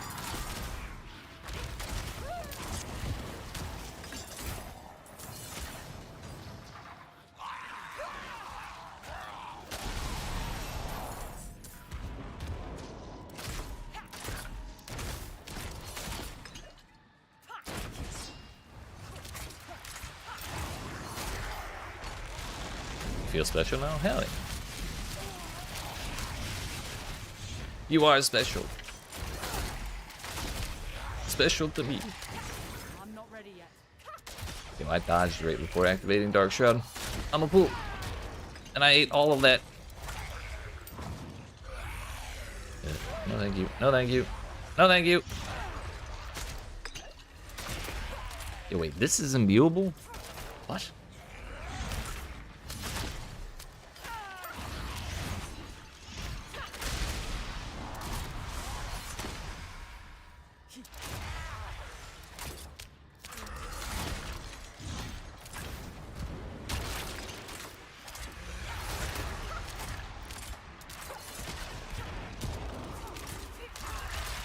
Yo, that elemental surge proc is so sick.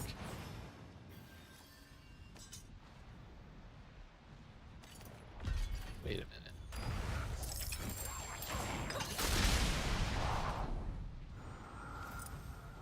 Just had a funny idea.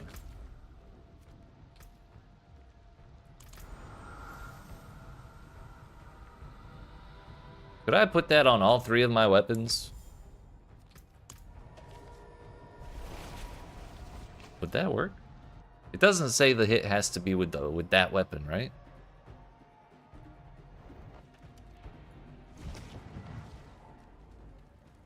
Hold up. I need more time.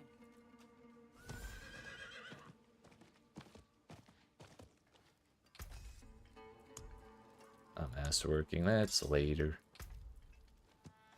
I could. It's smaller because it's a one-handed weapon, but...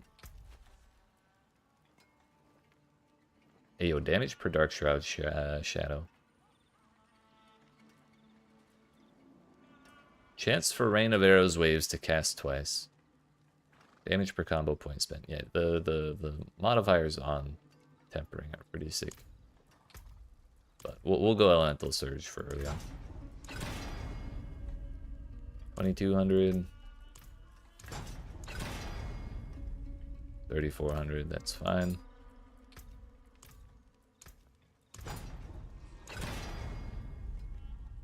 3600, that's even better.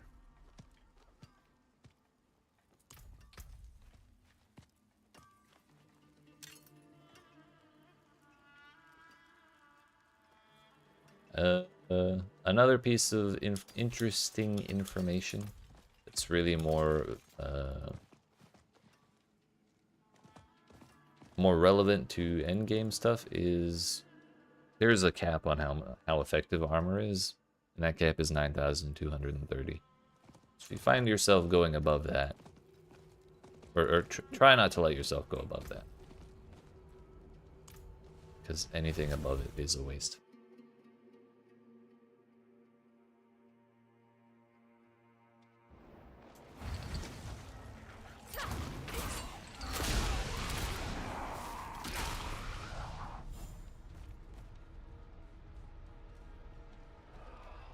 Oh damn, nice. That sounds sick.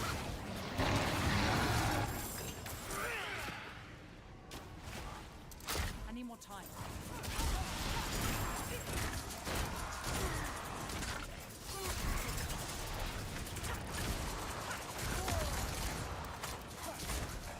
I'm not ready yet.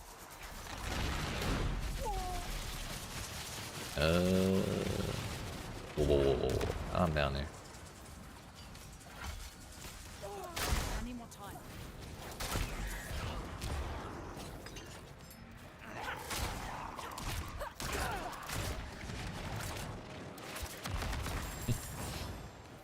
Just got tapped by a little arrow and fucking exploded because of the elemental surge.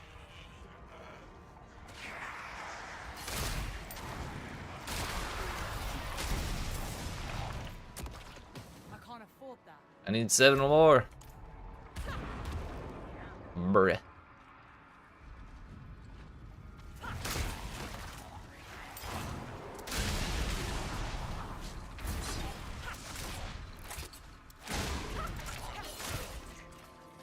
My big complaint with Rakanoth's Wake is that explosion is tiny. I know it's not the size of your explosion, it's how you use it, but damn it, it's just unsatisfying. You making bacon? Hell yeah, dude. Sounds great.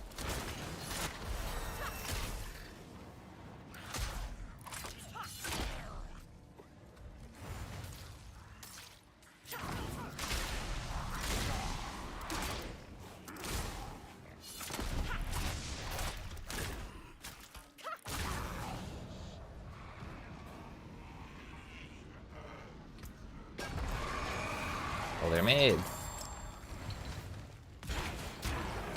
Heh, they're dead as shit.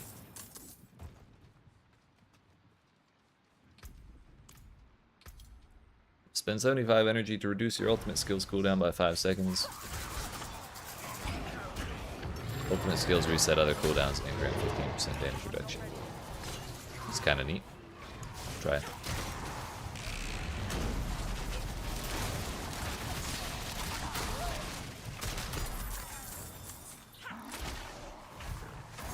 some more rain of arrows by spending energy.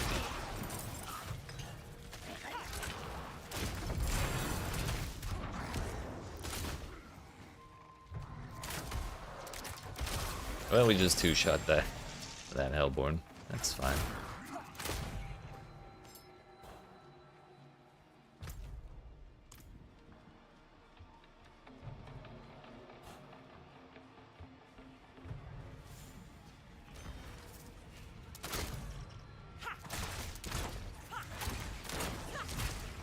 Honestly, I didn't even know D2 was doing seasonal stuff.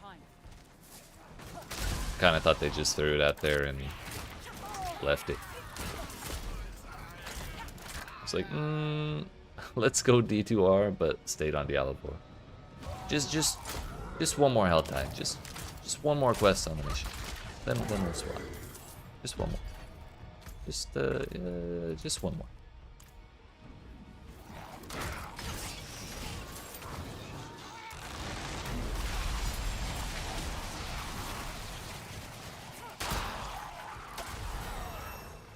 Wait.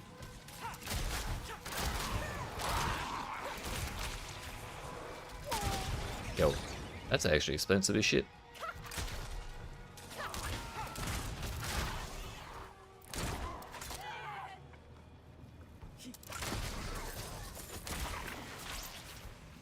If this works, this is gonna be funny.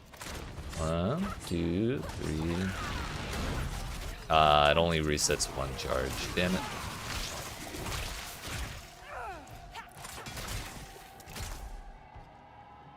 Ultimate skills reset other cooldowns. That's a lie. It resets one charge of cooldowns. Bastards.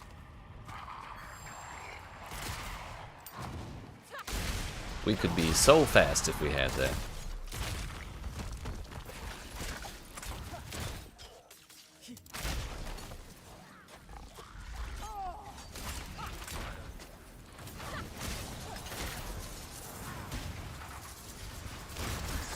What's the specialization? And how do I have 2 offhand slots? Just because rogues have offhands. It's so I can play both melee and range if I want. So even if I'm playing a bow-only build, I can still carry daggers and have like the legendary powers on them and stuff. And the tempering mods, which is also pretty damn important.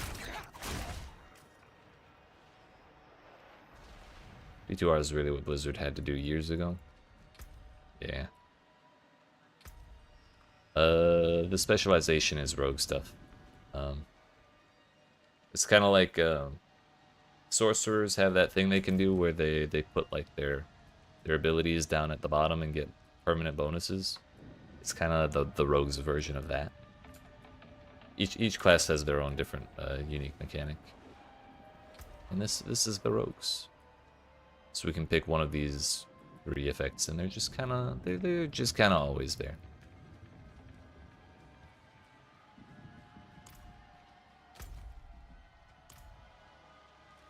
At 68, I have 2 points.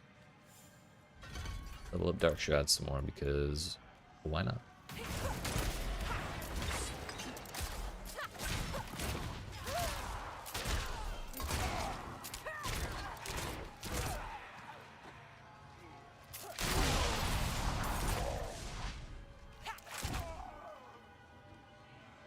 Bro, we're 2 off.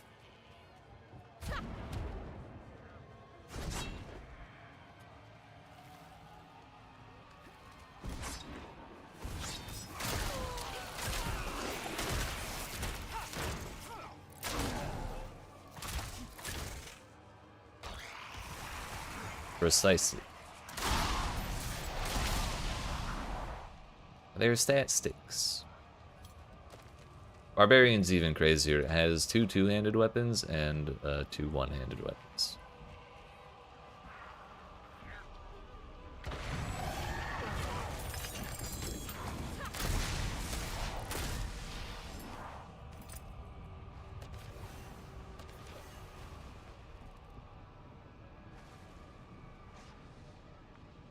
Smoke grenade has a 38% chance to create an arrow storm where it explodes.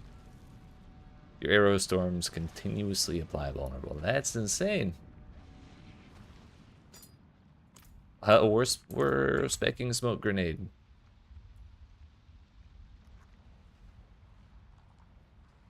Do I have to give up Dark Shroud though?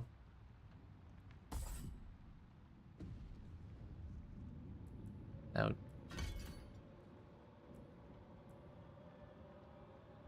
yeah, actually, we give up.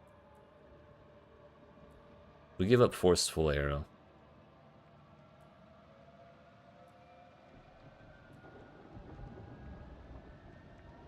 I think that's the play. That there, that there. Oops.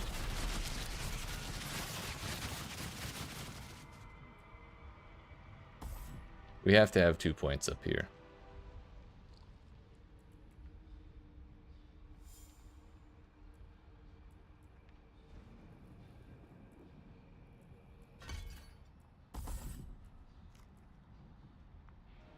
Enemies hit by smoke grenade take 25% increased damage, and hitting an elite or boss with your smoke grenade reduces its cooldown by 5 seconds. Sure.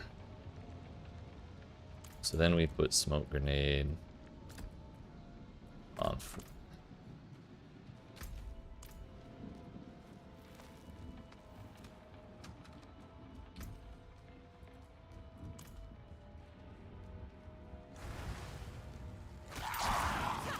That is not the correct button. Yeah.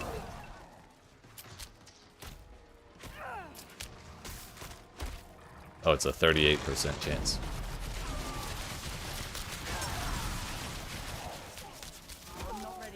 Yeah, that's the tiniest arrow storm I've ever seen. What the fuck?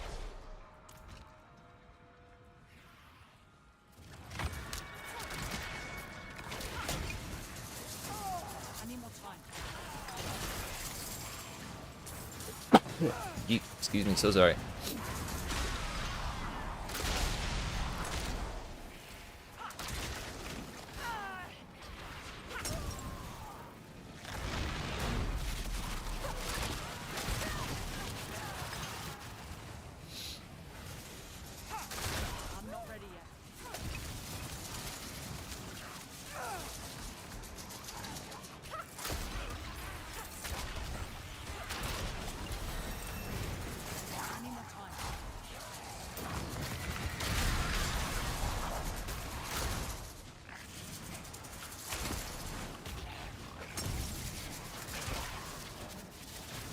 I guess it'd be cool on bosses.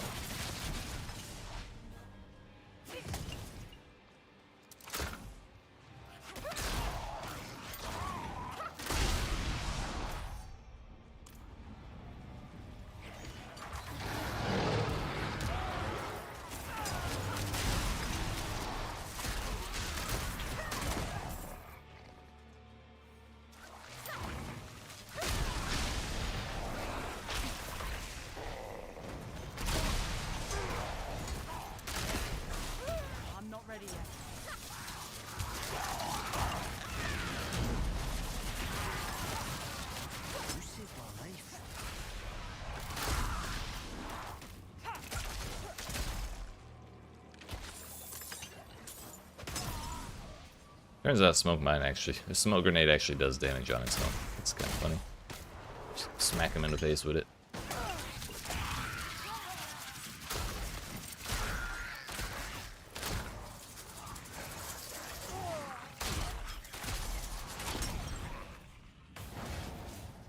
I'm not ready yet.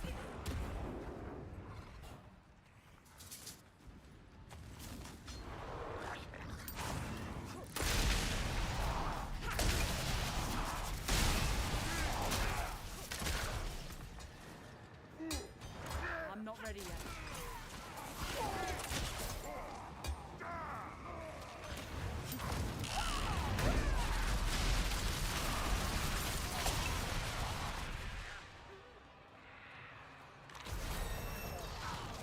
$33. I still don't have a damn flask running.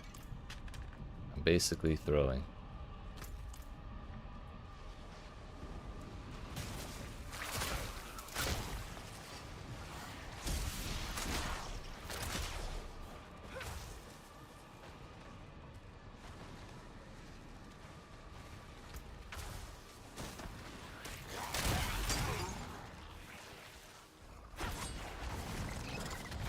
I need more time.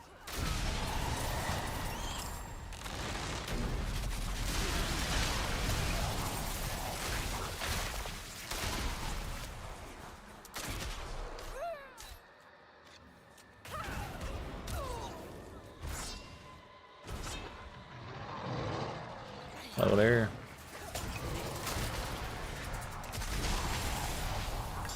I'm short on coin.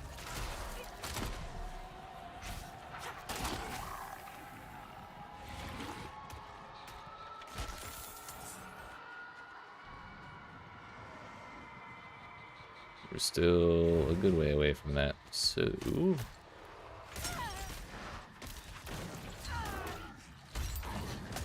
I'm not ready yet.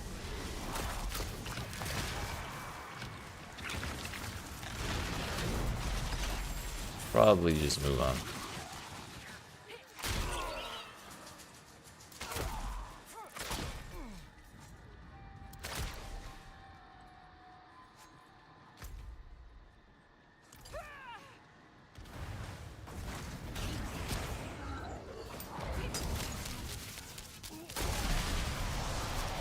I think that smoke grenade thing will probably be like more effective when we start running into bosses and stuff. Like the Not ready yet.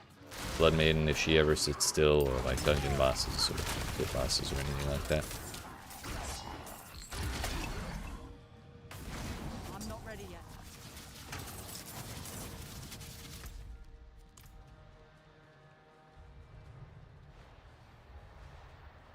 Is it worth to buy keys to unlock them? Yeah. On release, it was not worth it all. The keys are cheap.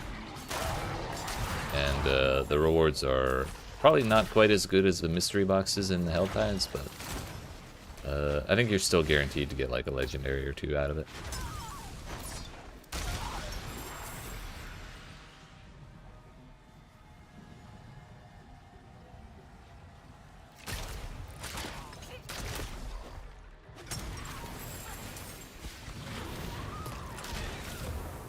I need more time.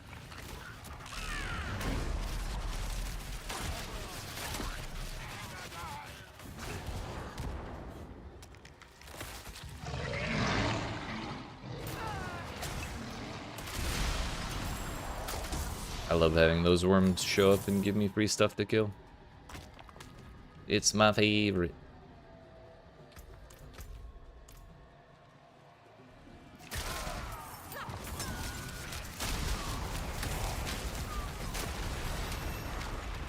I need more time.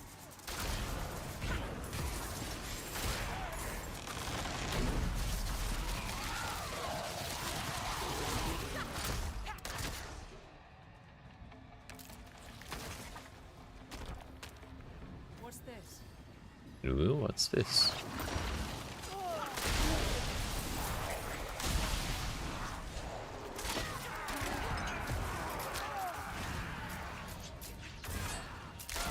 I need more time. Bro, 3? Oh. Bro, 1?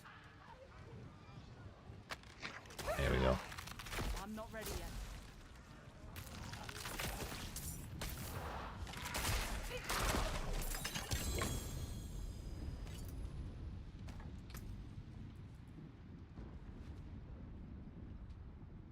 Restore 6 of your primary resource when you crowd control an enemy.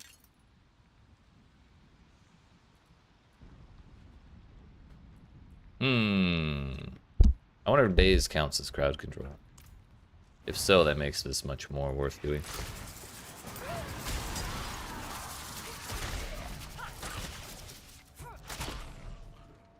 Because then we can blast all of our resource like so.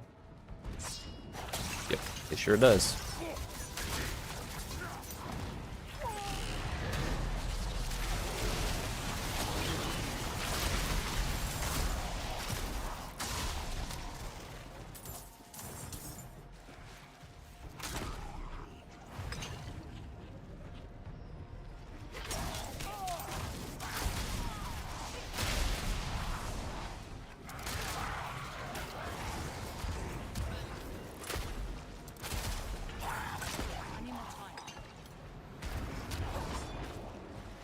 Trickster, Finesse, Shadow Step damage, Dash damage, Shadow Clone damage, Stun Grenade damage. Nothing too crazy there.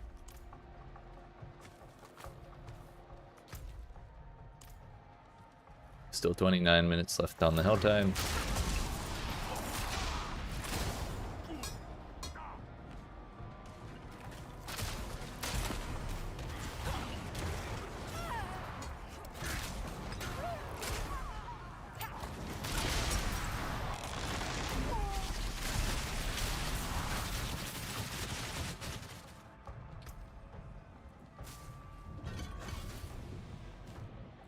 That's maxed out again.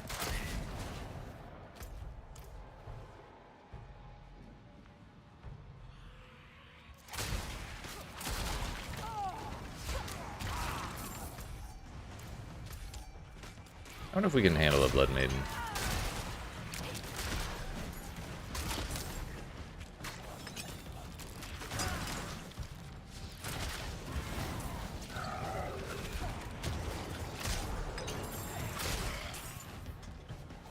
If it's low level and we have all this damage from the elemental burst or whatever, elemental surge, it could work.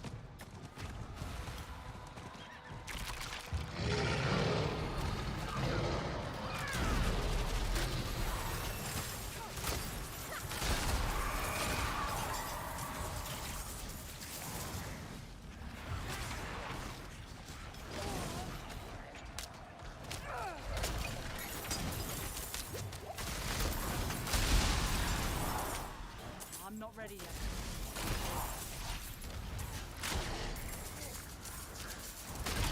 Oh, fuck off, leave me alone.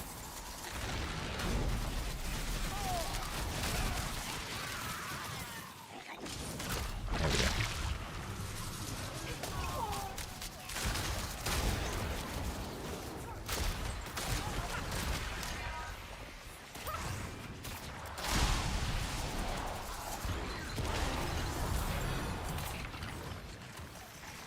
We made him mad. Oh, that's why there was so much shit spawning on me. It's Hellborn time.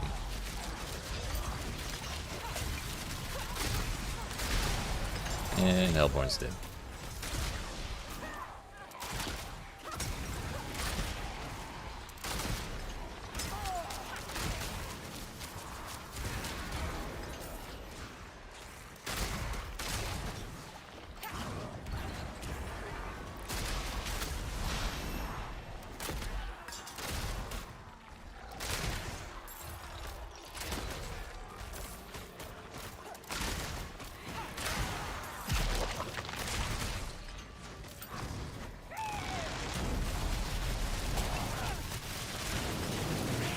Well, we blasted a quarter of her health, or a third of her health, pretty quick.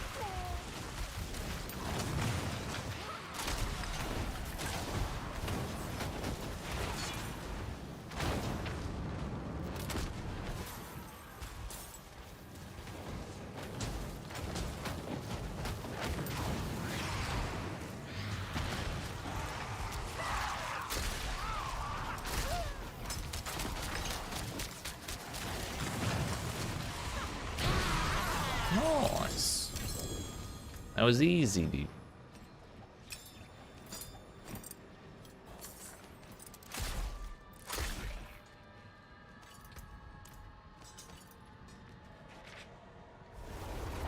We got enough to open almost two mystery boxes as well. So that's good.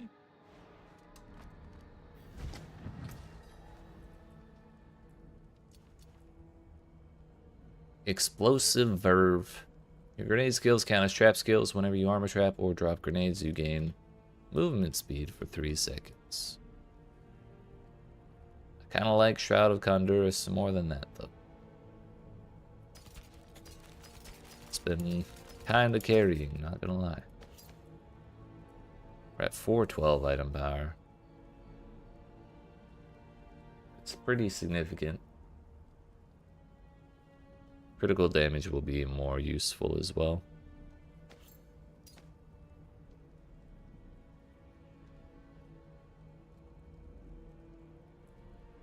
The life on hit's kind of nice though.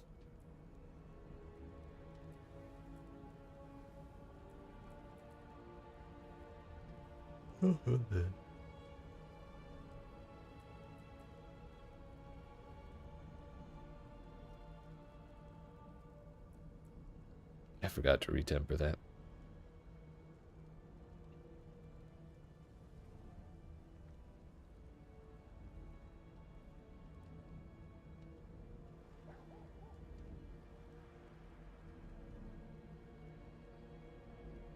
I don't think that's really worth taking.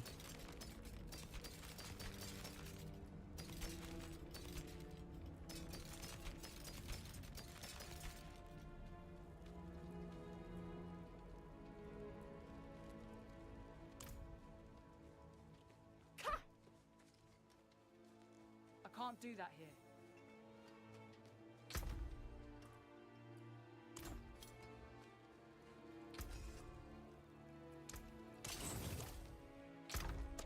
Guess they really want me to have rogue motion. Movement speed, speed from blade shift. Movement speed per dark shroud, shadow. Shadow step duration and stutter step.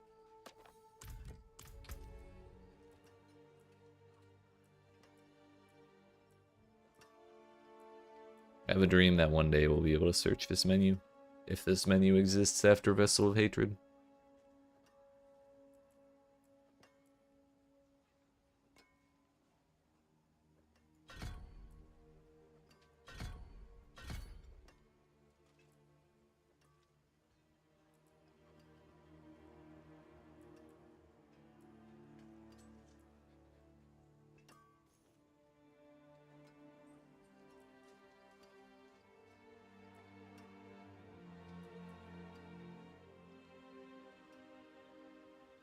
Wait, what? When an ultimate is on your action bar, you heal 0.5% max life per second. After using an ultimate, restore energy. Yes? I was actually thinking about that earlier. Like, it'd be nice, because preparation gives us an incentive to spend energy to get more ultimates. And our ultimates give us cooldown resets, but we don't have any, we don't generate any energy off of ultimates to then generate more ultimates. Like, it doesn't go back and forth. It only goes one way. But now with that passive it does. That's actually sick. So actually it's worth checking rare items and if they're good to convert them to unique. It can be, yes. The problem with doing that is rare items only ever have 2 affixes, whereas legendaries have 3 by default, plus their legendary power. So you are kind of hamstringing yourself, but when it's something like a weapon where I'm gaining 200 flat DPS, or base DPS, it's particularly worth it.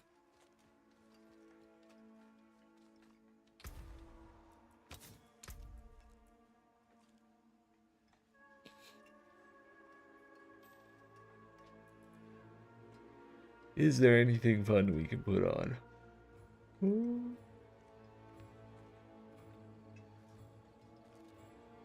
I didn't realize I had that.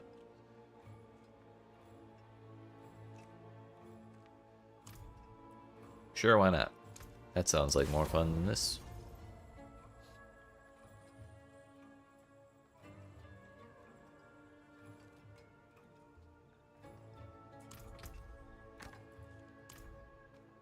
Thankfully, when we disenchant or when we salvage items that have gems in them, we get the gems back.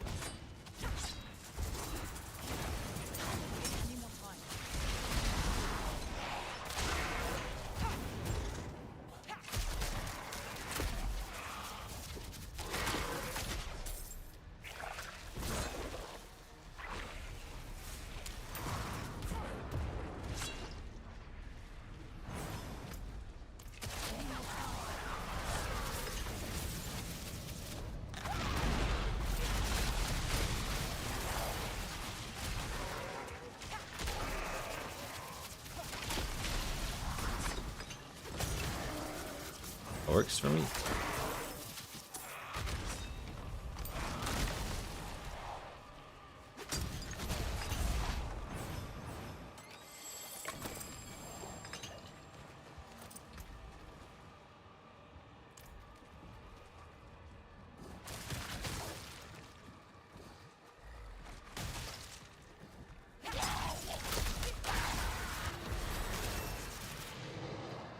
Oh, I hear a worm. Any more time?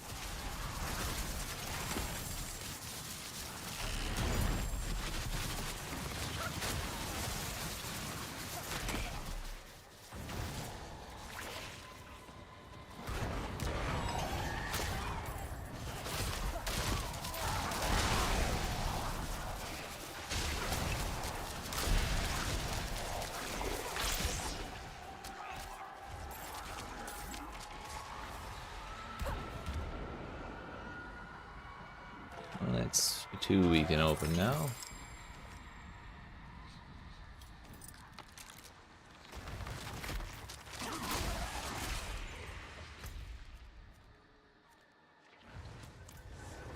I'm not ready yet.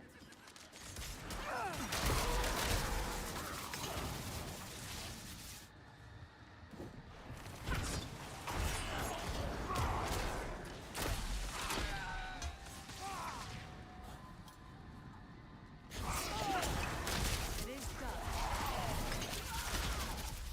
Any more time?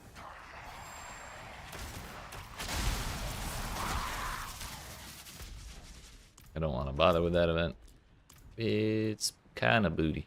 I don't know why that looks like I should be able to go there on the map.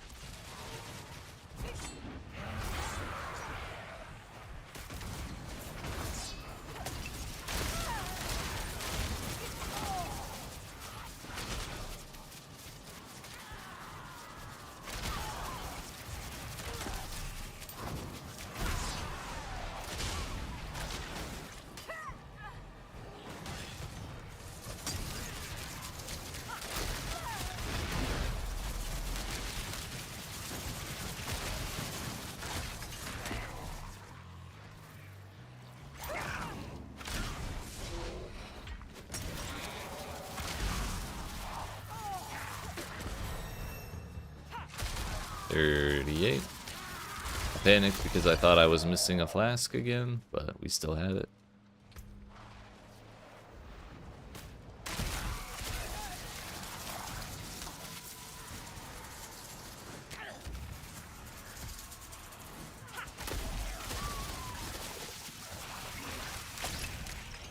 Our lucky hit chance is 54% now. These are my favorite things in Helltides.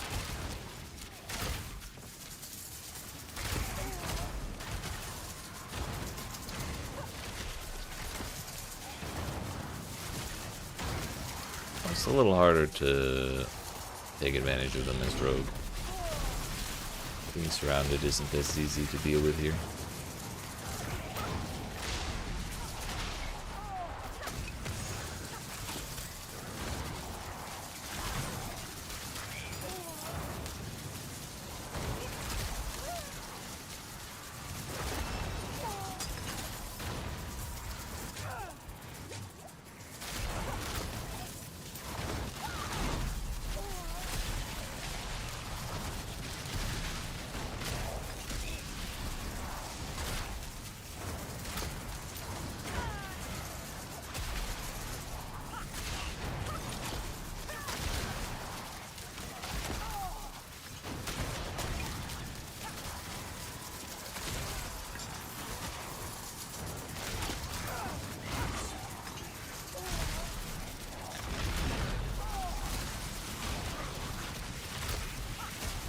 Use your ultimate 3 times in 60 seconds as a rogue. I'll take that.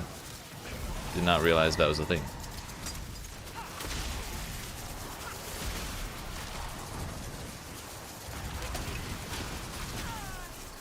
We did it. We cleared the thing, and now we have a bunch of Harbingers to kill.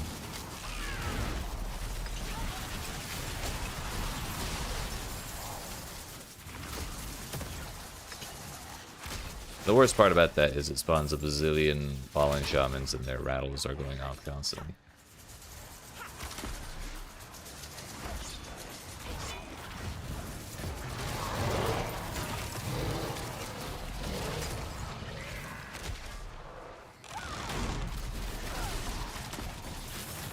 What's this?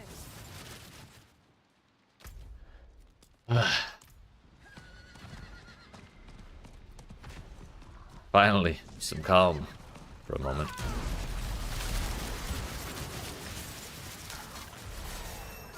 $39.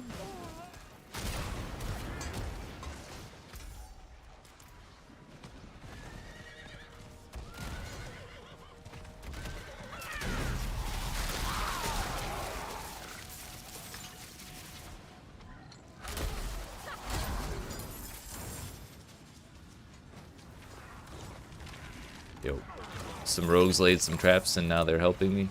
That's funny.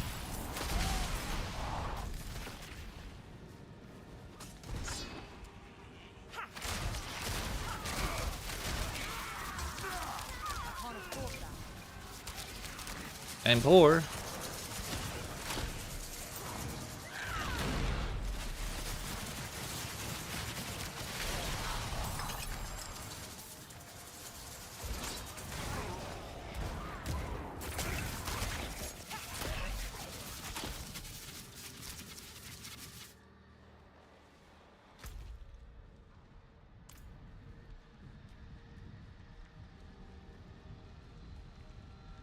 Alright, I think we're gonna call it good on this health tide. And I'm gonna go back to town and then go grab a snack. I have not stood up in a couple hours, so I should do that. And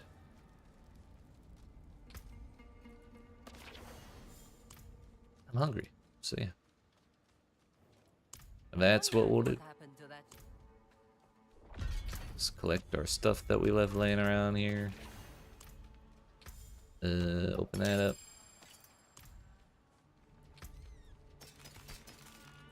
I'm not really interested in non-legendary gear right now. I need more time.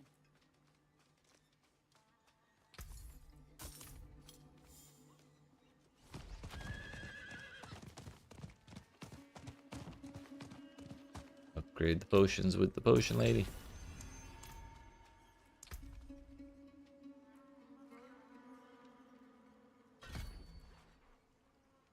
Alright.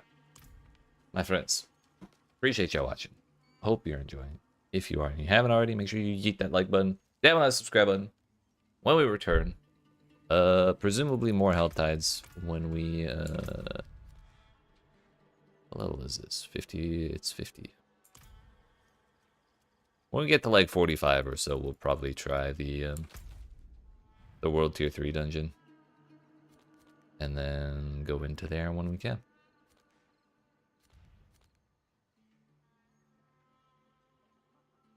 Or maybe we do this next. That might be a better idea. Anyways, I'll be back. And then we'll continue in about 10 minutes.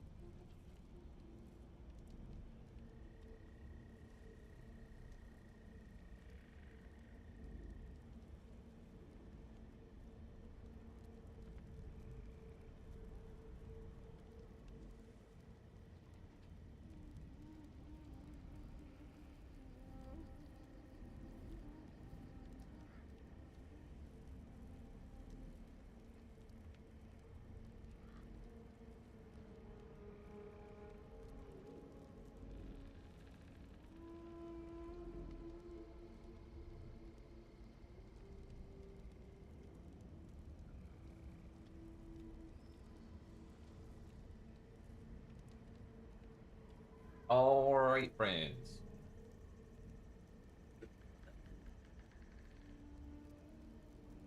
We're back. We made it. It's time. Almost. Let me grab a drink and then we're good.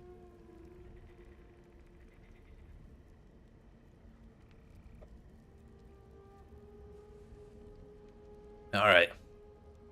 I had a sip. I had a piece of pizza. I had a cookie. Walked around a little bit, did some stretching. Well, well. Got some I water. learned I was Life right. is good, dude. We found a moat of burning ether. Steady on now. Yes, yes, yes. I need this quest to get out of my face. That one, though, we want to do.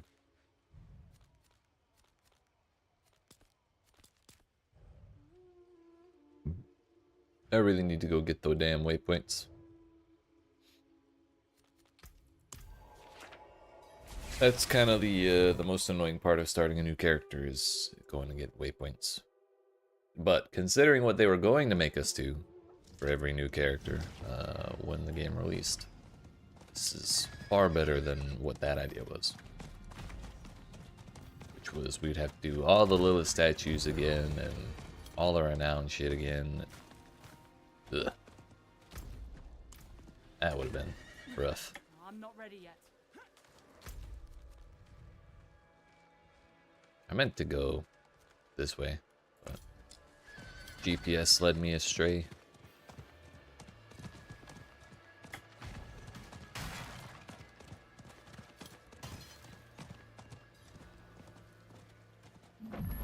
There's that at least.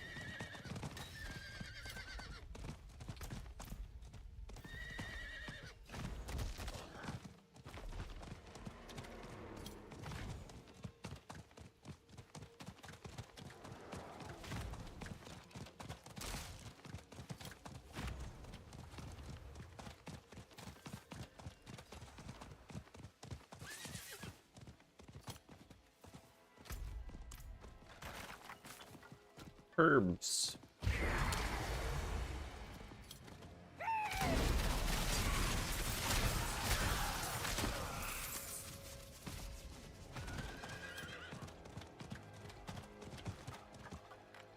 Oh, I just had a realization.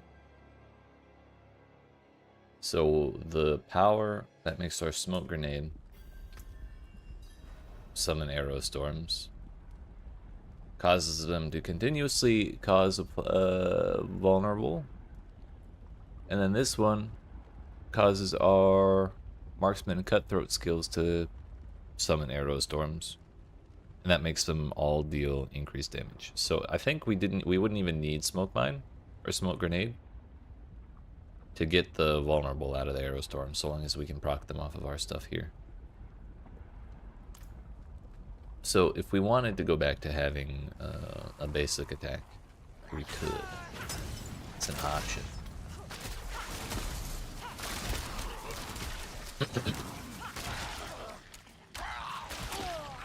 Because I believe those would all, like all arrow storms, would benefit from those secondary lines.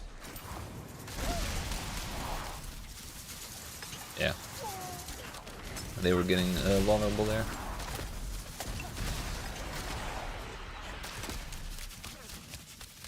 And that arrow storm was from penetrating shot.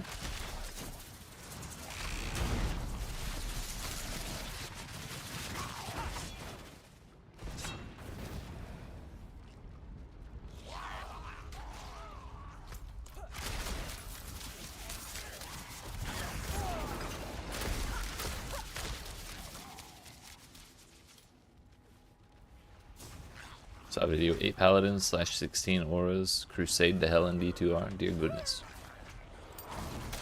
Sounds like a lot. I never played D2, but that sounds like a lot.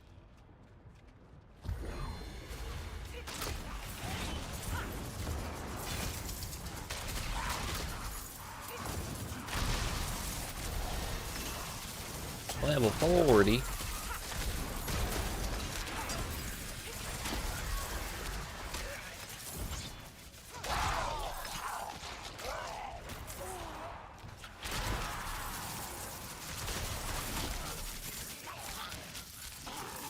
Gotcha, gotcha. Ooh, gold. A Hellborn? Yeah.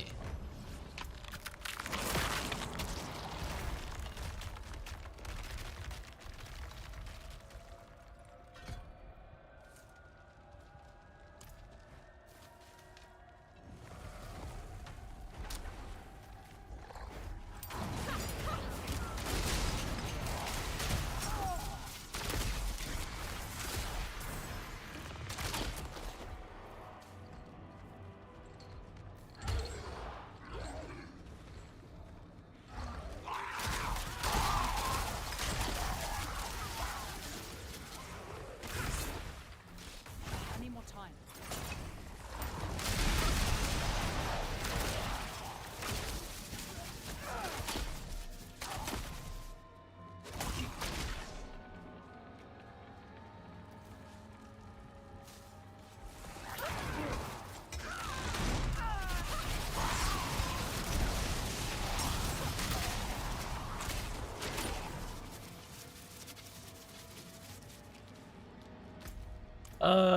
Not as young as I used to be, but 27.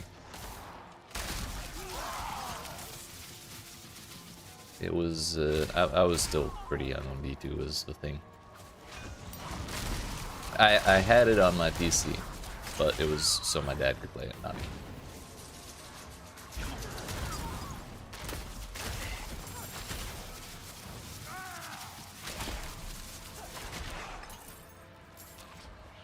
Yeah, I'm just a little baby. That's right.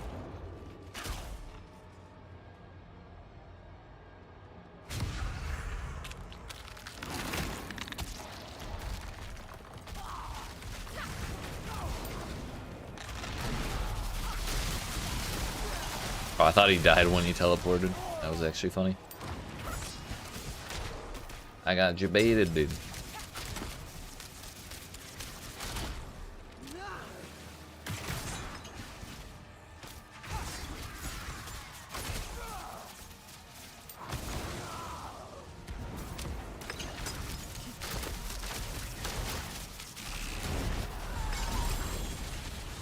I don't know. Right now we feel... Right now the character feels pretty strong, but only in bursts. Like, when I have my energy and my cooldowns up, I feel real strong. When I don't, I feel like I'm stalling until I get back to that point, which isn't the greatest ever, but I think we'll keep improving as things go on.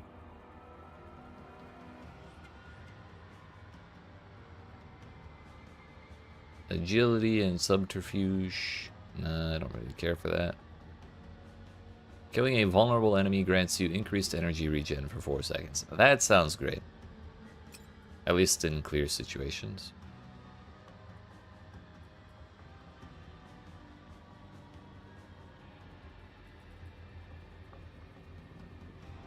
Two to agility and subterfuge skills. 80% increased crit damage to enemies marked by inner sight. Powerful, but I also strongly dislike inner sight, so we're not doing that. Every 5 seconds, your next core skill costs life instead of primary resource. Will only occur if you have at least 60% of your life.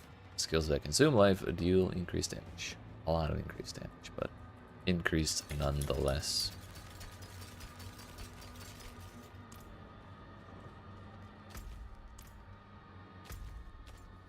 Yeah, alright. Do I have... I might be able to get some caches out of Istel.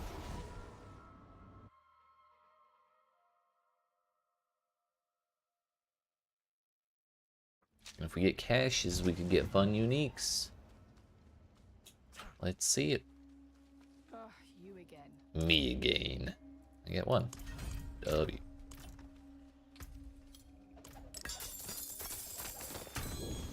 Well, that's okay, I guess. Deal increased damage. Triple this bonus after standing still for 3 seconds. I'm good. I'm good. Get him out of here. Yo, we could almost not be any closer to leveling up. Honestly, I think I'm gonna go try roll tier 3. The earlier you can get in, the more benefit you get out of it, basically. Or the longer you get to enjoy the benefits. You, wanderer, I know.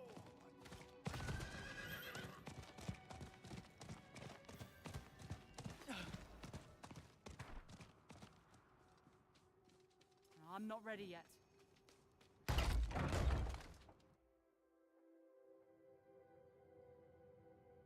I think Sorcerer, well, on the Sorcerer, I think... I don't remember when I did this on the Sorcerer. I wanted to say I started at 35, but it seems excessive. I might have done it at 45.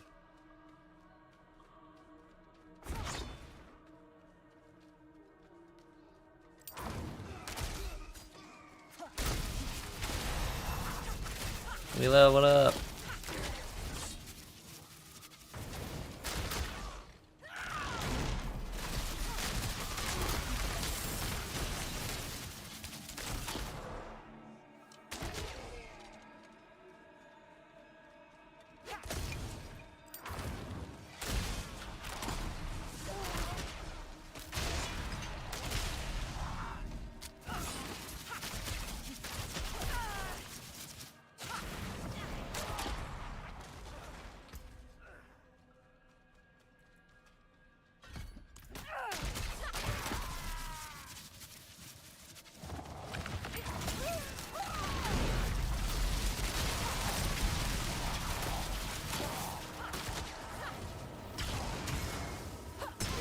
He didn't get dragged in by the vacuum on the explosion, but he did teleport on top of the explosion, and that works too.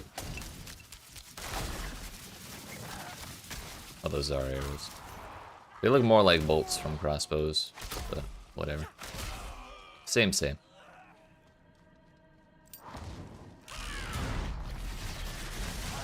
Never know what hit him.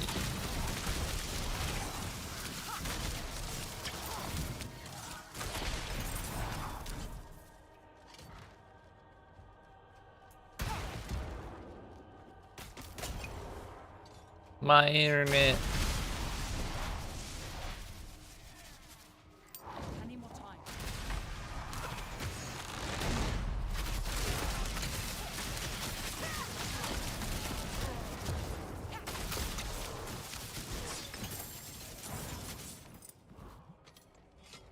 Hopefully it calms down relatively soon.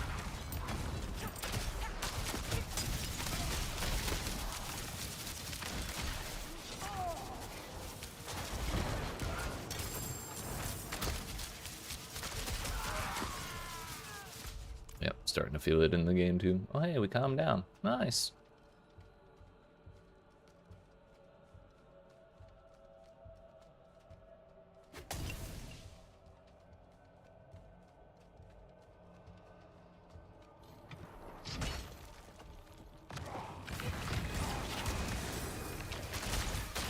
I need more time.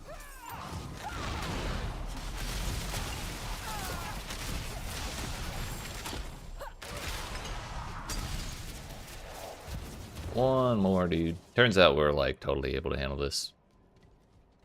I did not have such an easy time killing the the anime carriers as my sorcerer. So I'm feeling quite confident right now.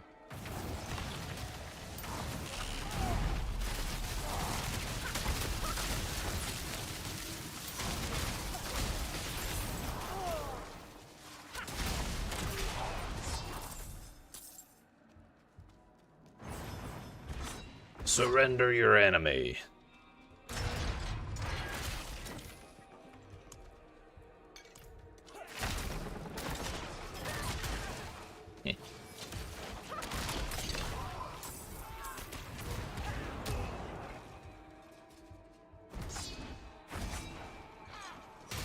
Oh, dude, last night I started an anime that I've been meaning to watch called Makeine, or the English subtitle is Too Many Losing Heroines.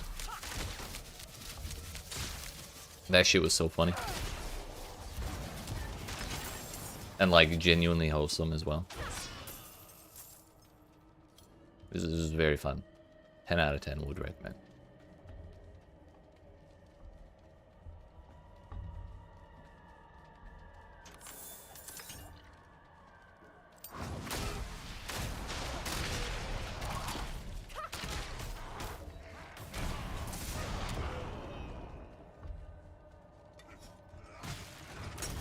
Where's the boss man's?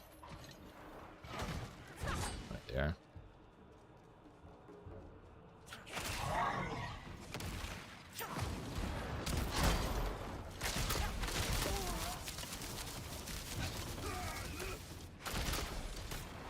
I'm not gonna ask what it is because I know what you're gonna say and it's gonna annoy me.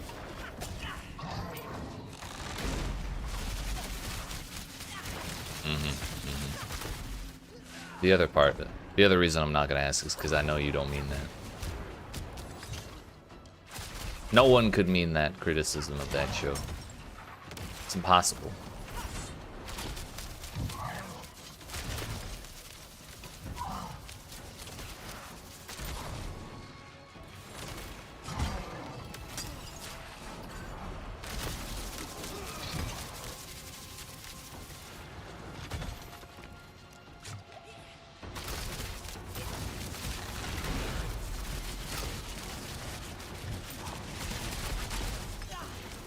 Yeah, we actually staggered a boss. Didn't realize we were doing that kind of... Oh no, I guess Smoke Grenade does a shitload of stagger, doesn't it?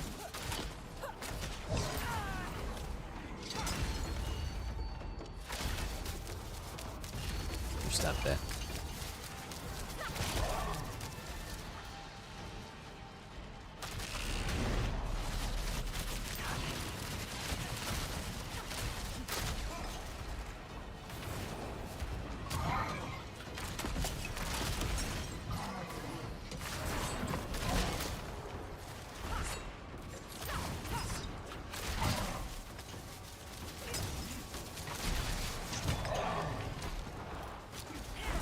That one dude's last percentage of HP lasted forever.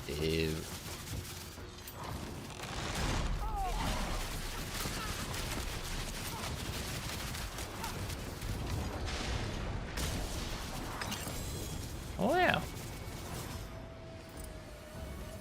Part 1 done.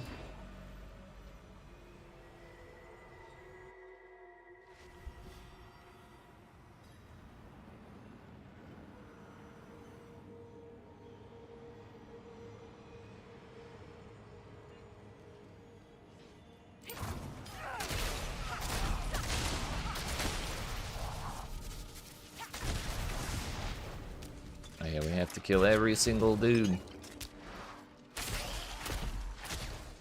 I'm not ready yet.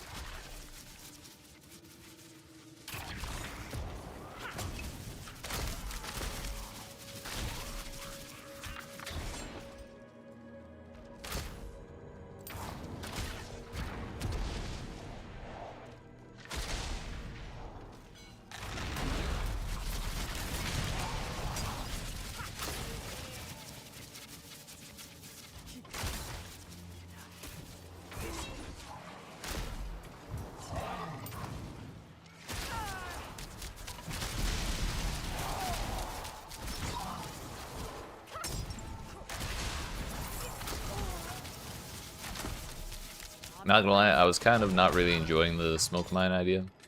Or the smoke grenade idea.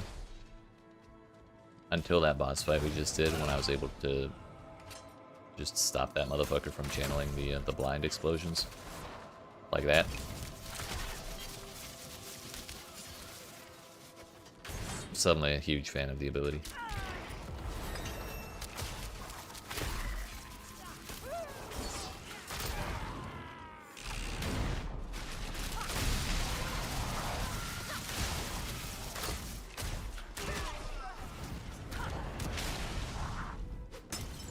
I'm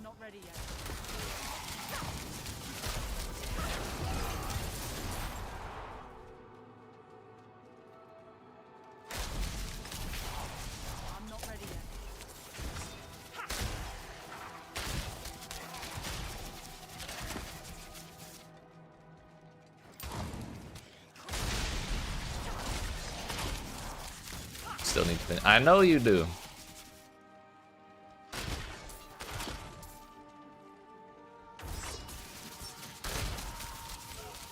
I'm just stalling on finishing off the greatest piece of media ever created. Casually.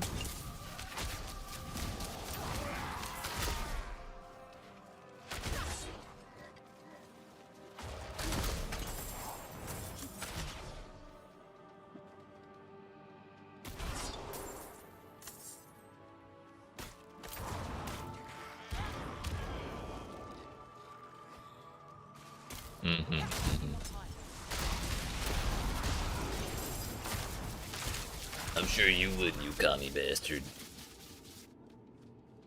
I know why commie is the insult we go to there, but just seemed right. Hey yo, 45% my life. Sheesh. When I have more options to recover energy, this is gonna be great.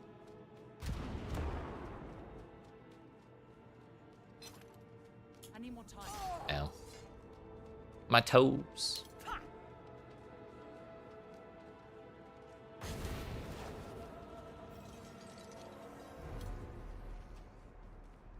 You can hurt him right here, but like, he just goes back to full health, so it's kind of a waste.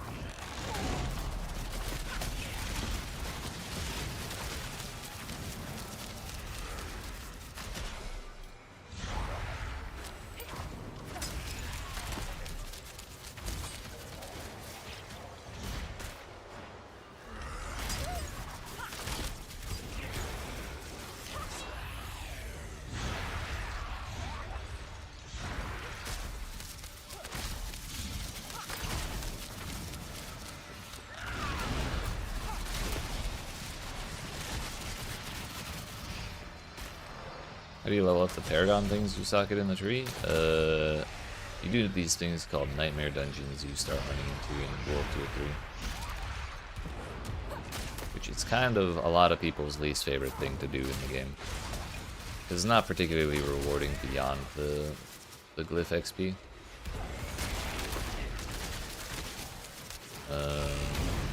There's a lot of other things that are way more fun. You kind of have to do it because glyphs are pretty powerful, and so leveling them up is very nice.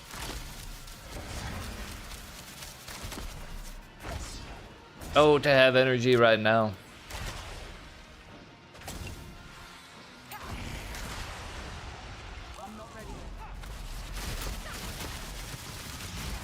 Even CDR on ultimates could be considered a little bit more energy recovery, I guess. Oh hey, speaking of Nightmare Dungeons, there's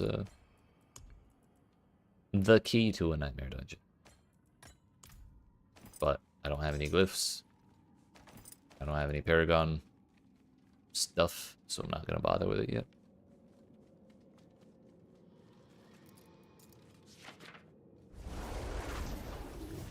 But we now have World Tier 3. So we get even more XP.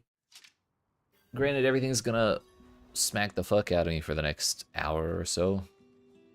Maybe a half hour. But once we're through that, we're gonna be cruising.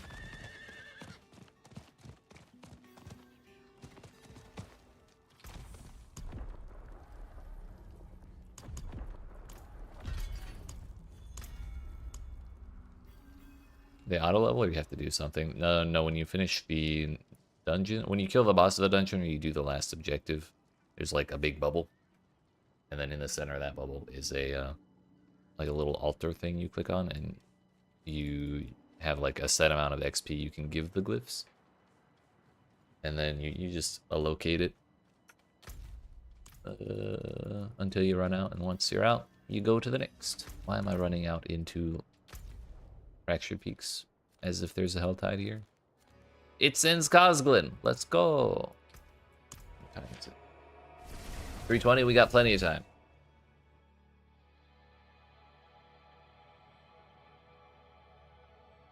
I wonder if people will be fighting the Blood Lady. Is that a world boss or a legion of that? YEET, excuse me, so sorry.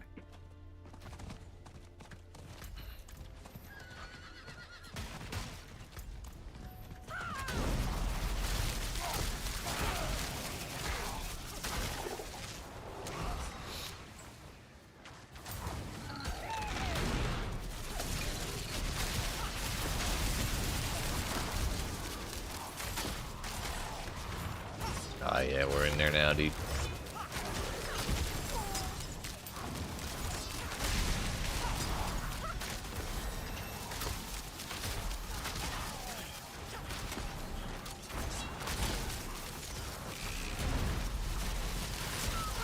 Bro, just the volume, the amount of arrows falling on the floor right now from the arrow storms and the rain of arrows. I'm starting to see the vision, and it's beautiful.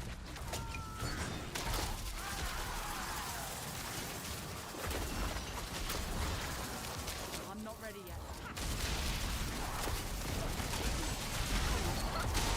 Yo, if we could get crowd control on the arrow storms, that would solve our energy problems immediately. I'm not ready yet. Vulnerable does not count as crowd control, unfortunately.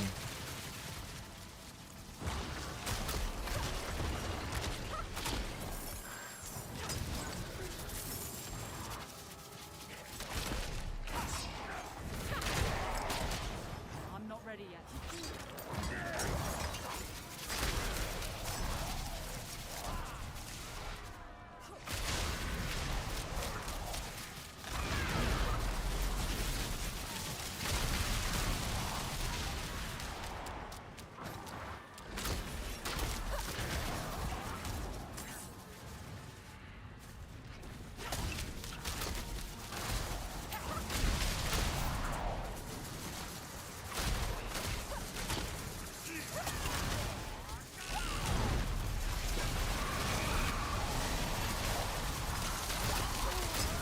I need more time.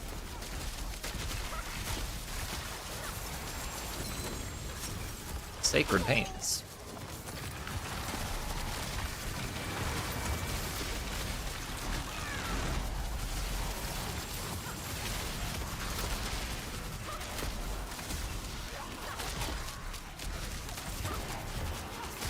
How do I? What the fuck? These Dart Shrouds are actually lasting so much longer than I realized. I'm not ready yet.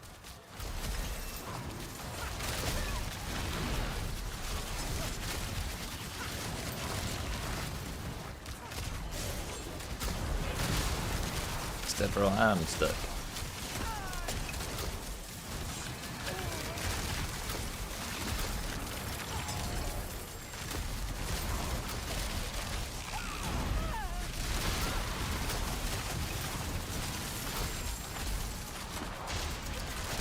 How is this thing not killing me, by the way? Uh-oh. Now might be the time that happens.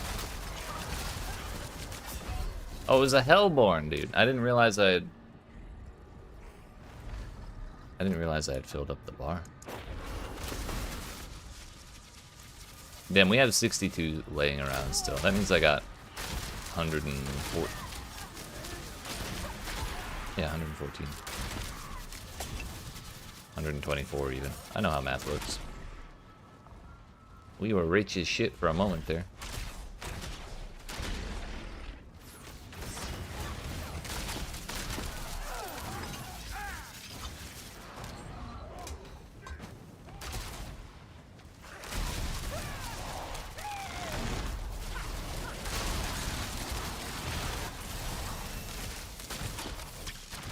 Yeah, we're up like 4 levels since I entered World Tier 3.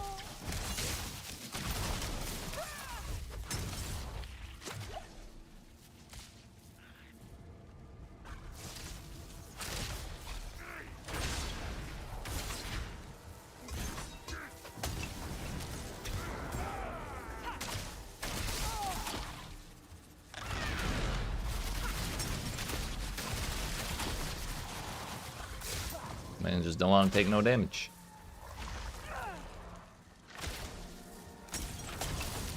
Surely that has nothing to do with the fact that my weapon is like very low item power.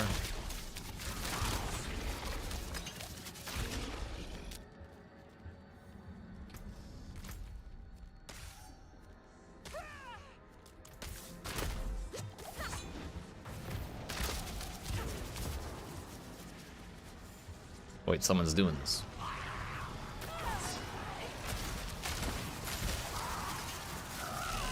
I'm not gonna be much help, but I'll do my best.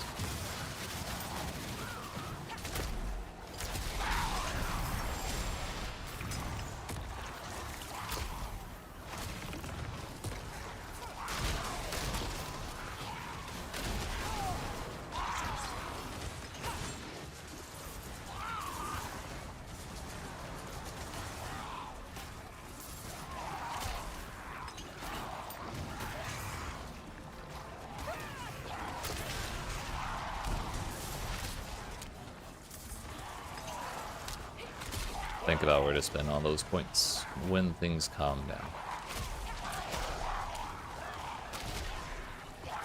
Might actually try and find a heavy weaponry box instead of a mystery box.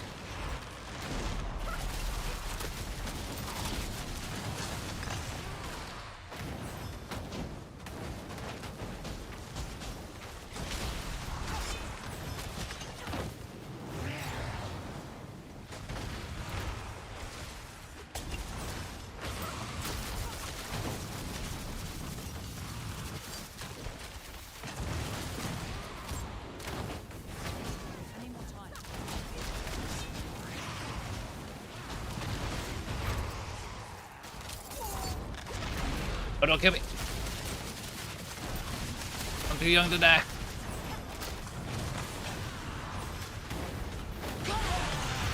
We did it.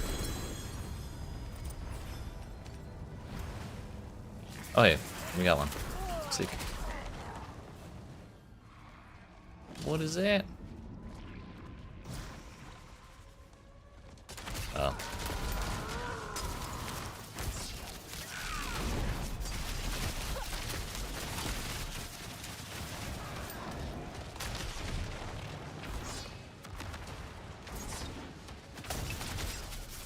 I'm not ready yet. Boss materials.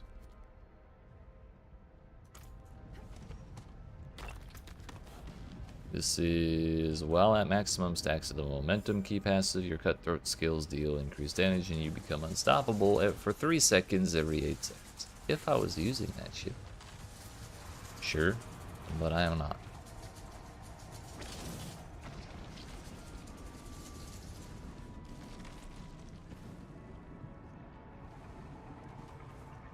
Sure.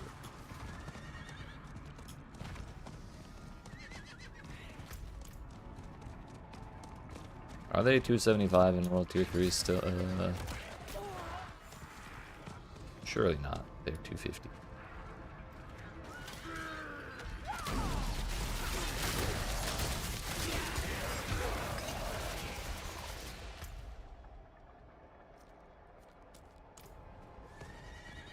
Hello.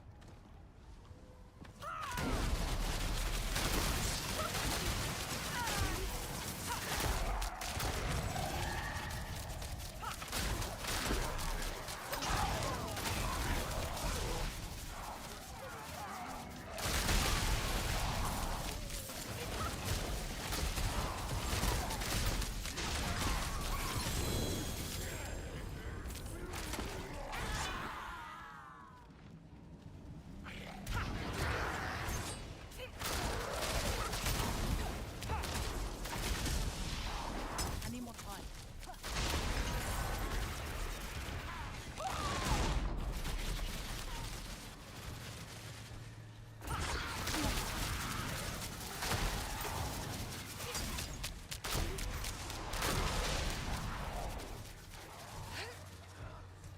I need more time.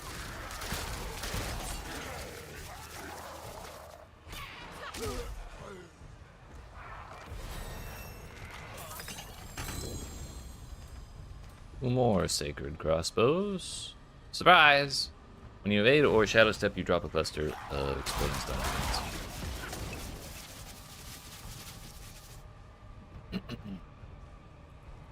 But I like the arrow storm.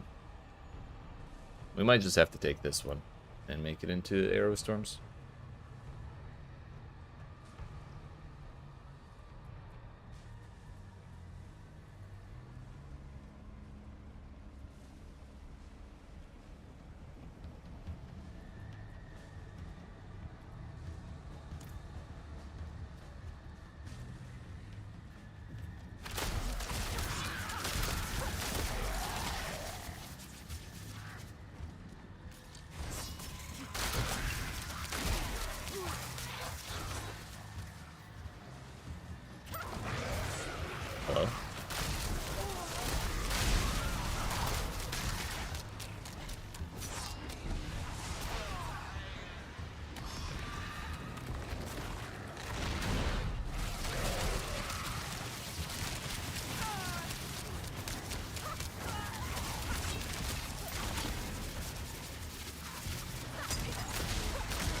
This may actually be the worst event in the game.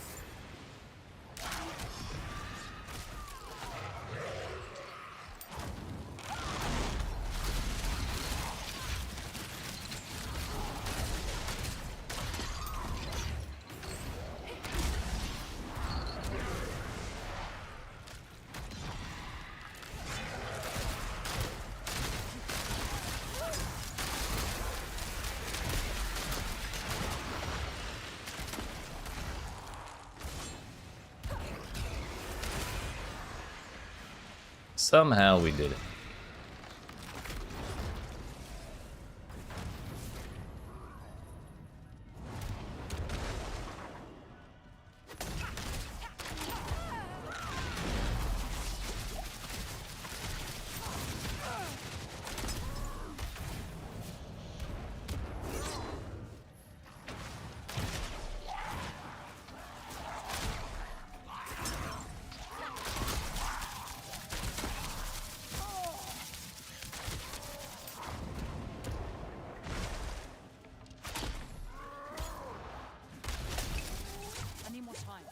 I might not actually be able to kill him though, in any reasonable amount of time. So I think I'm just gonna leave.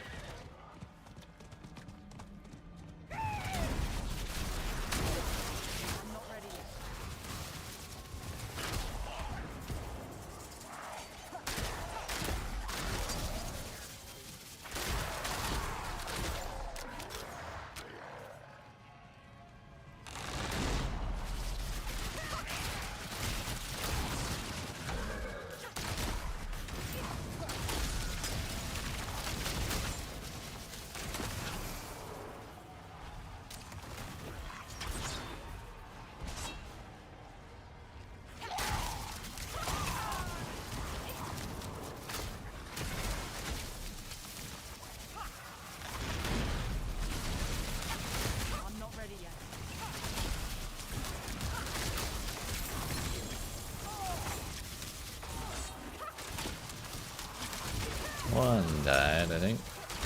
There we go.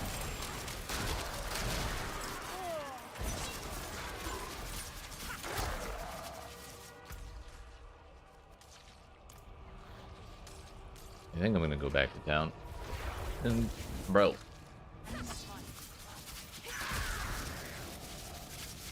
Gonna go back to town and turn that crossbow legendary.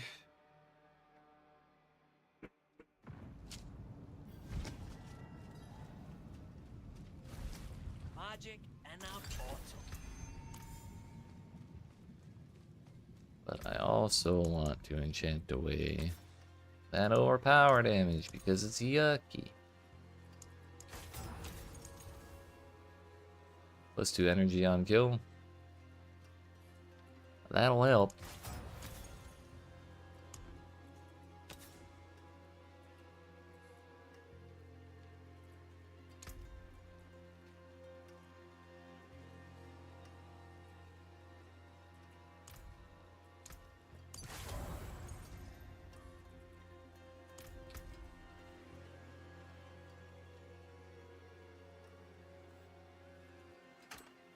Casually more than doubling my base DPS. Seems good to me, boss.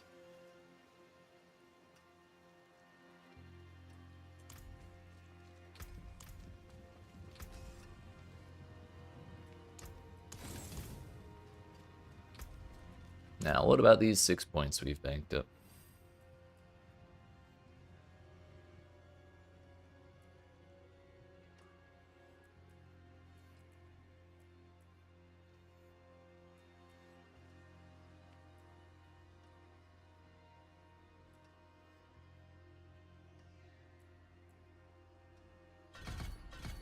Try that.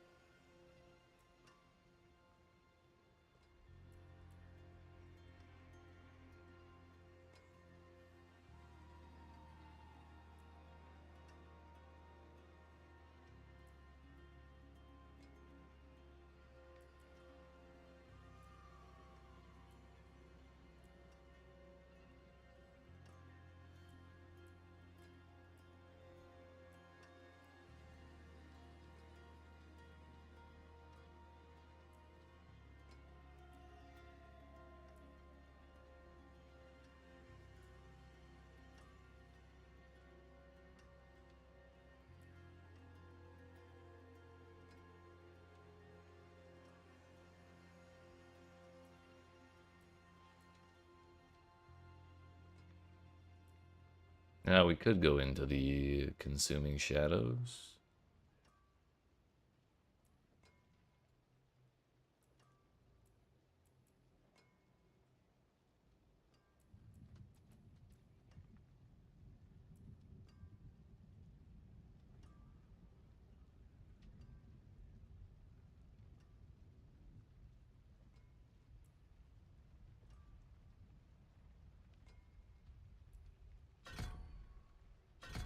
Yeah, we'll go with that.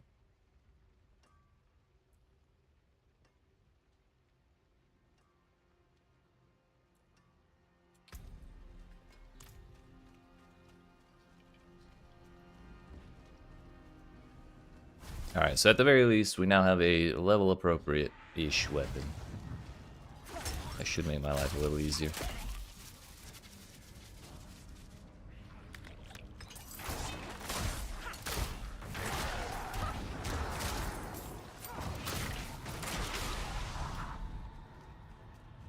I don't think anyone's actually there fighting the Blood Lady, so we're going to not do that.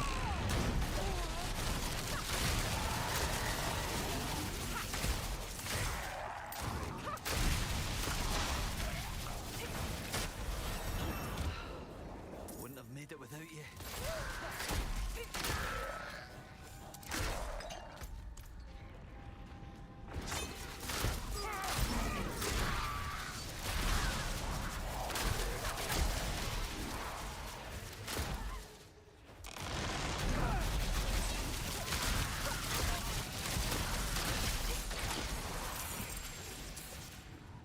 More sacred pants.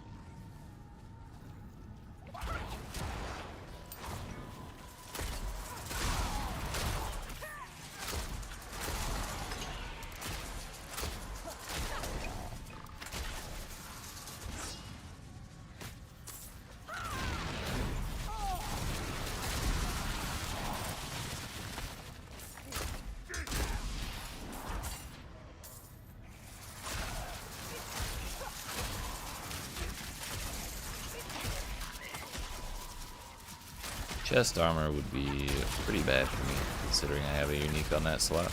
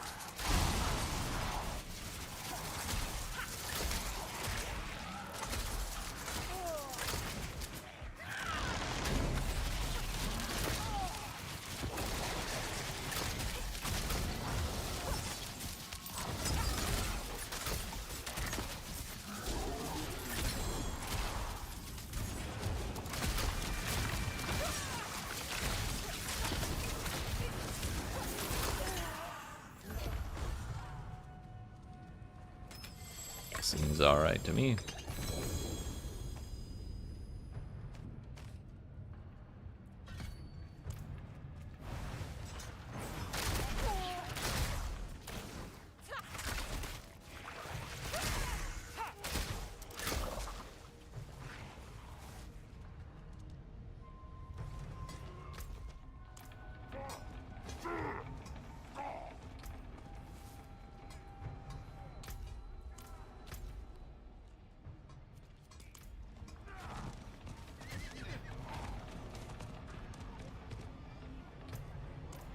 Wait, I already have sacred pants.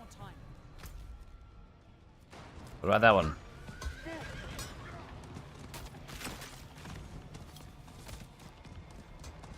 Here's a treasure goblin I want to go get. I need time to do that.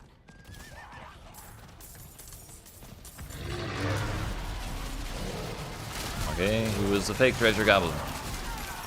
There was no chance for me to kill him. Gonna do a few dungeons and go to sleep. Hell yeah.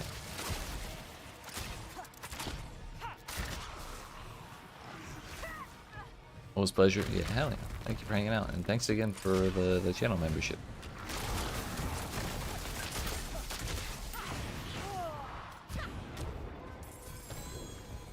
Well, we didn't get a treasure goblin, but we did get some gloves.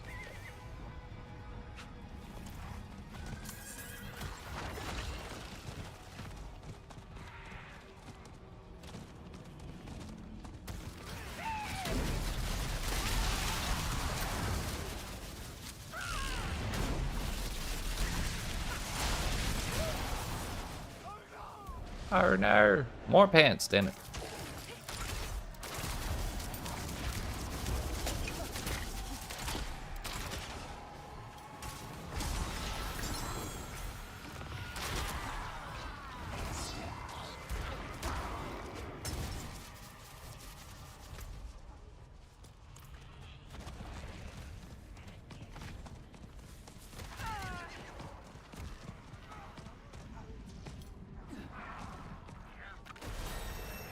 Level 50. Wait. I got an Infernal Horde Compass before I did the quest to get those open. Or do I not have to do them on this follow-up character? I didn't think about that.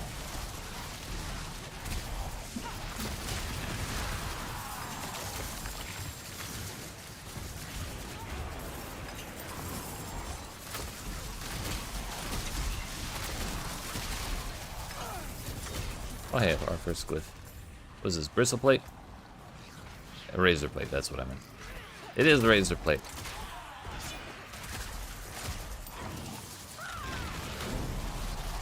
And they're all over 1,000. No greater affixes than a low roll on the power, but a razor plate's a razor plate, as they say.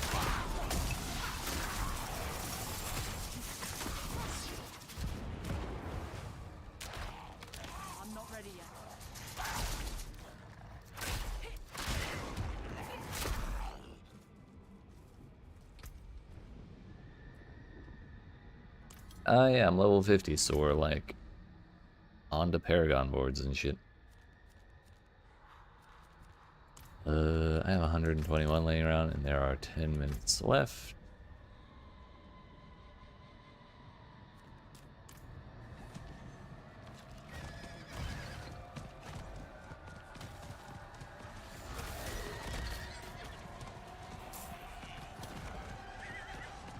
Let's go grab some jewelry.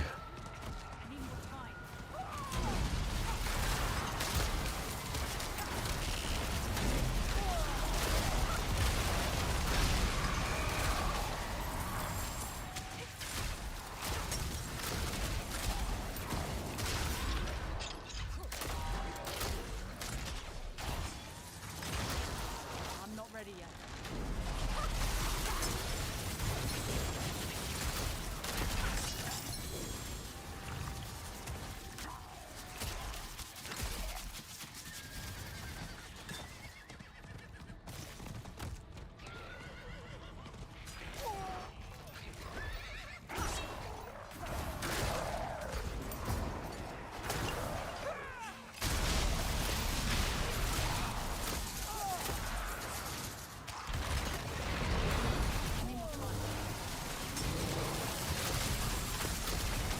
Oh, we got a Hellborn. Jason Hellborn.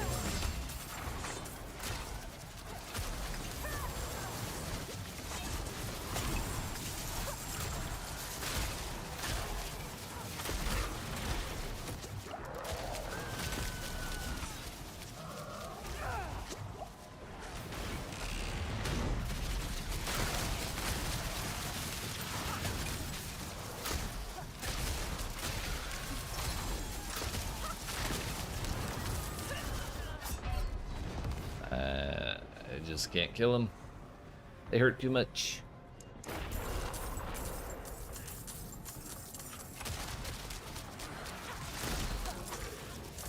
Too bad I lost my souls and stuff, or my cinders.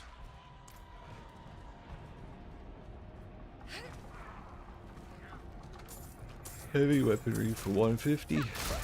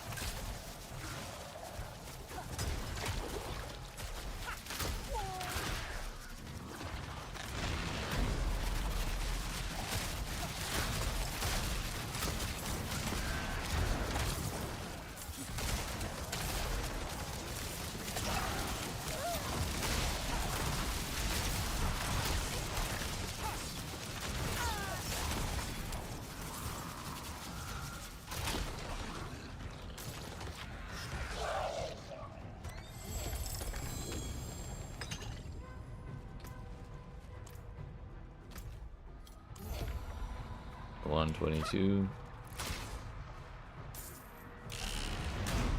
I need 28 more.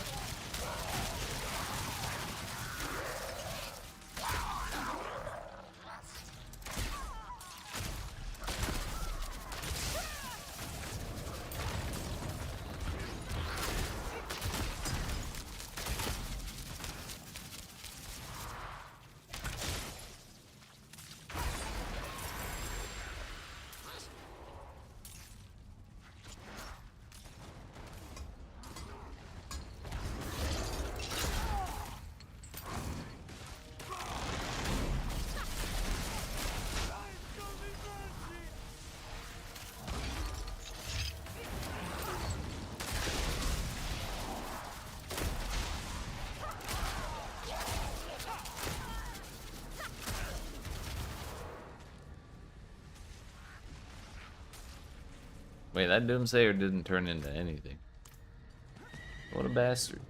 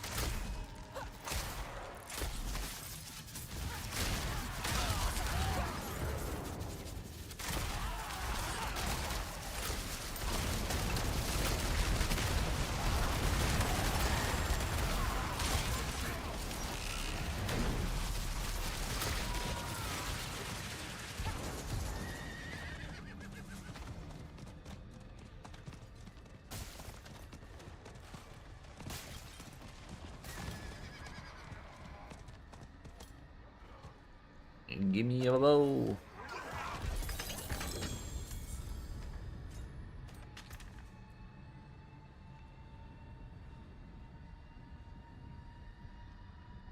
I mean, it is a bow.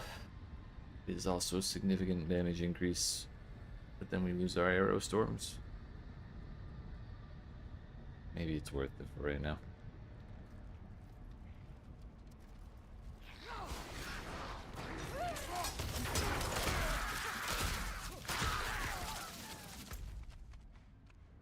After all that, hello. We happen to finish off a whisper tree.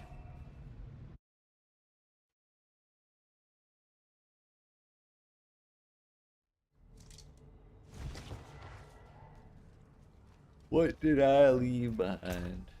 Docker. A recipe. Rest in peace recipe. It is done. Greater collection ranks, sure. Not 51.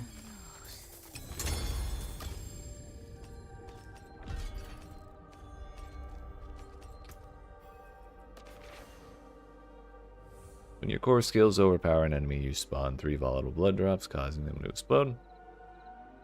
Every 20 seconds, your next skill is guaranteed to overpower.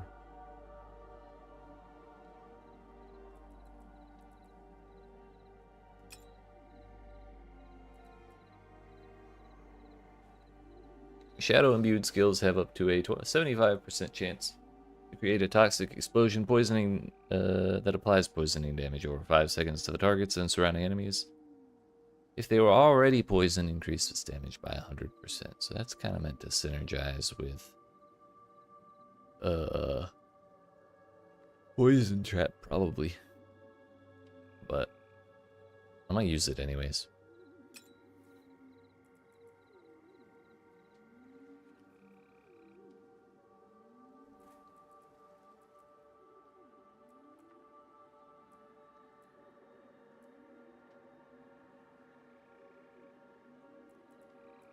I think I'm going to put that back because I think it's going to synergize really well with Ravenous Ring. Arrow Storm plus Ravenous Ring.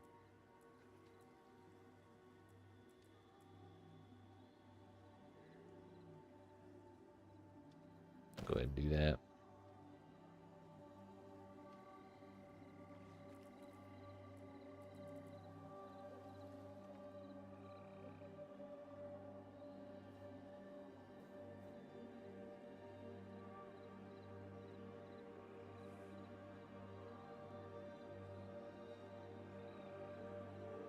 Yeah, I think this explosion damage probably isn't so effective anymore. So I'm going to go ahead and do that as well.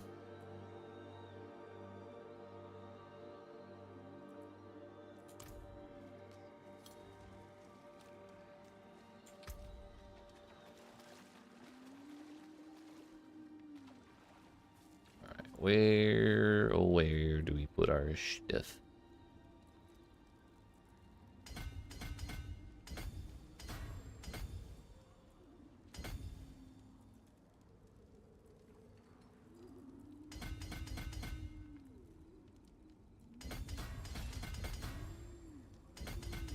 Let's go with that.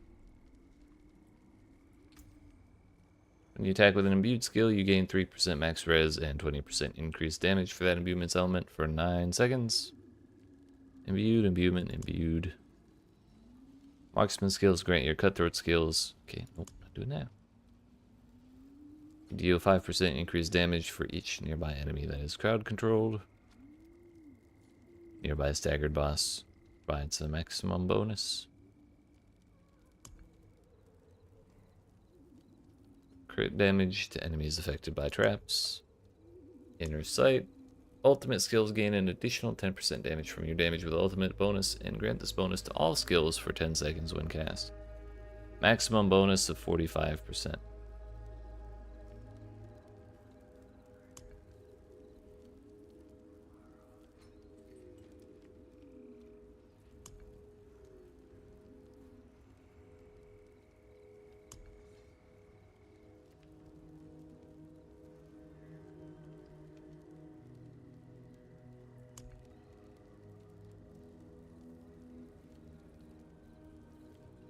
Not really a huge fan of any of these legendaries. I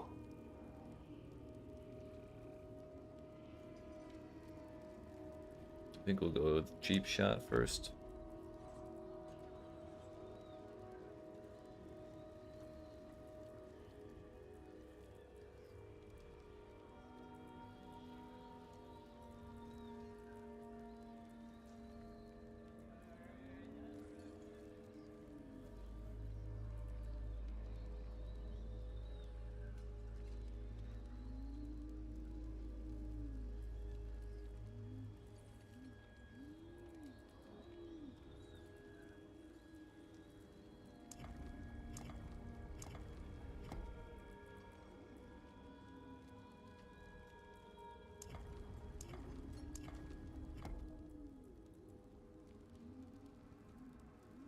Think like that.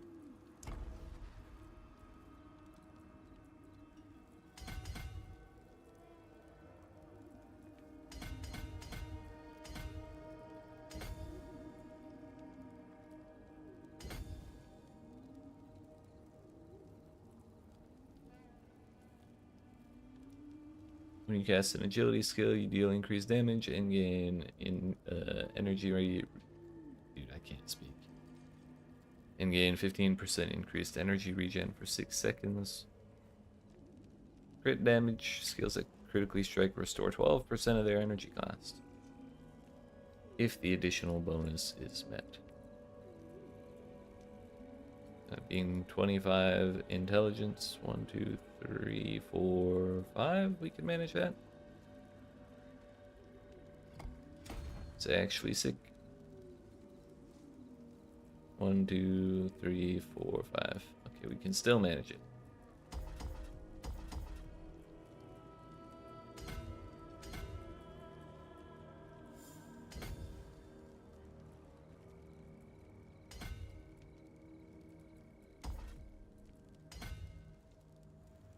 And then when we finally do increase the radius, we can just take these 2 points out and put one back right there. For now, that's fine though. But I am just super tired, so I think I'm just gonna go ahead and end the stream here. It's been a solid 4 hours, but and in that 4 hours we got like above level 50. We're going in blind and having to figure out how rogue works. I think that's pretty alright. But I appreciate y'all watching. Hope you've enjoyed. If you did and you haven't already, make sure you hit that subscribe button, down the like button, and I'll see you next time, I guess. Yeet.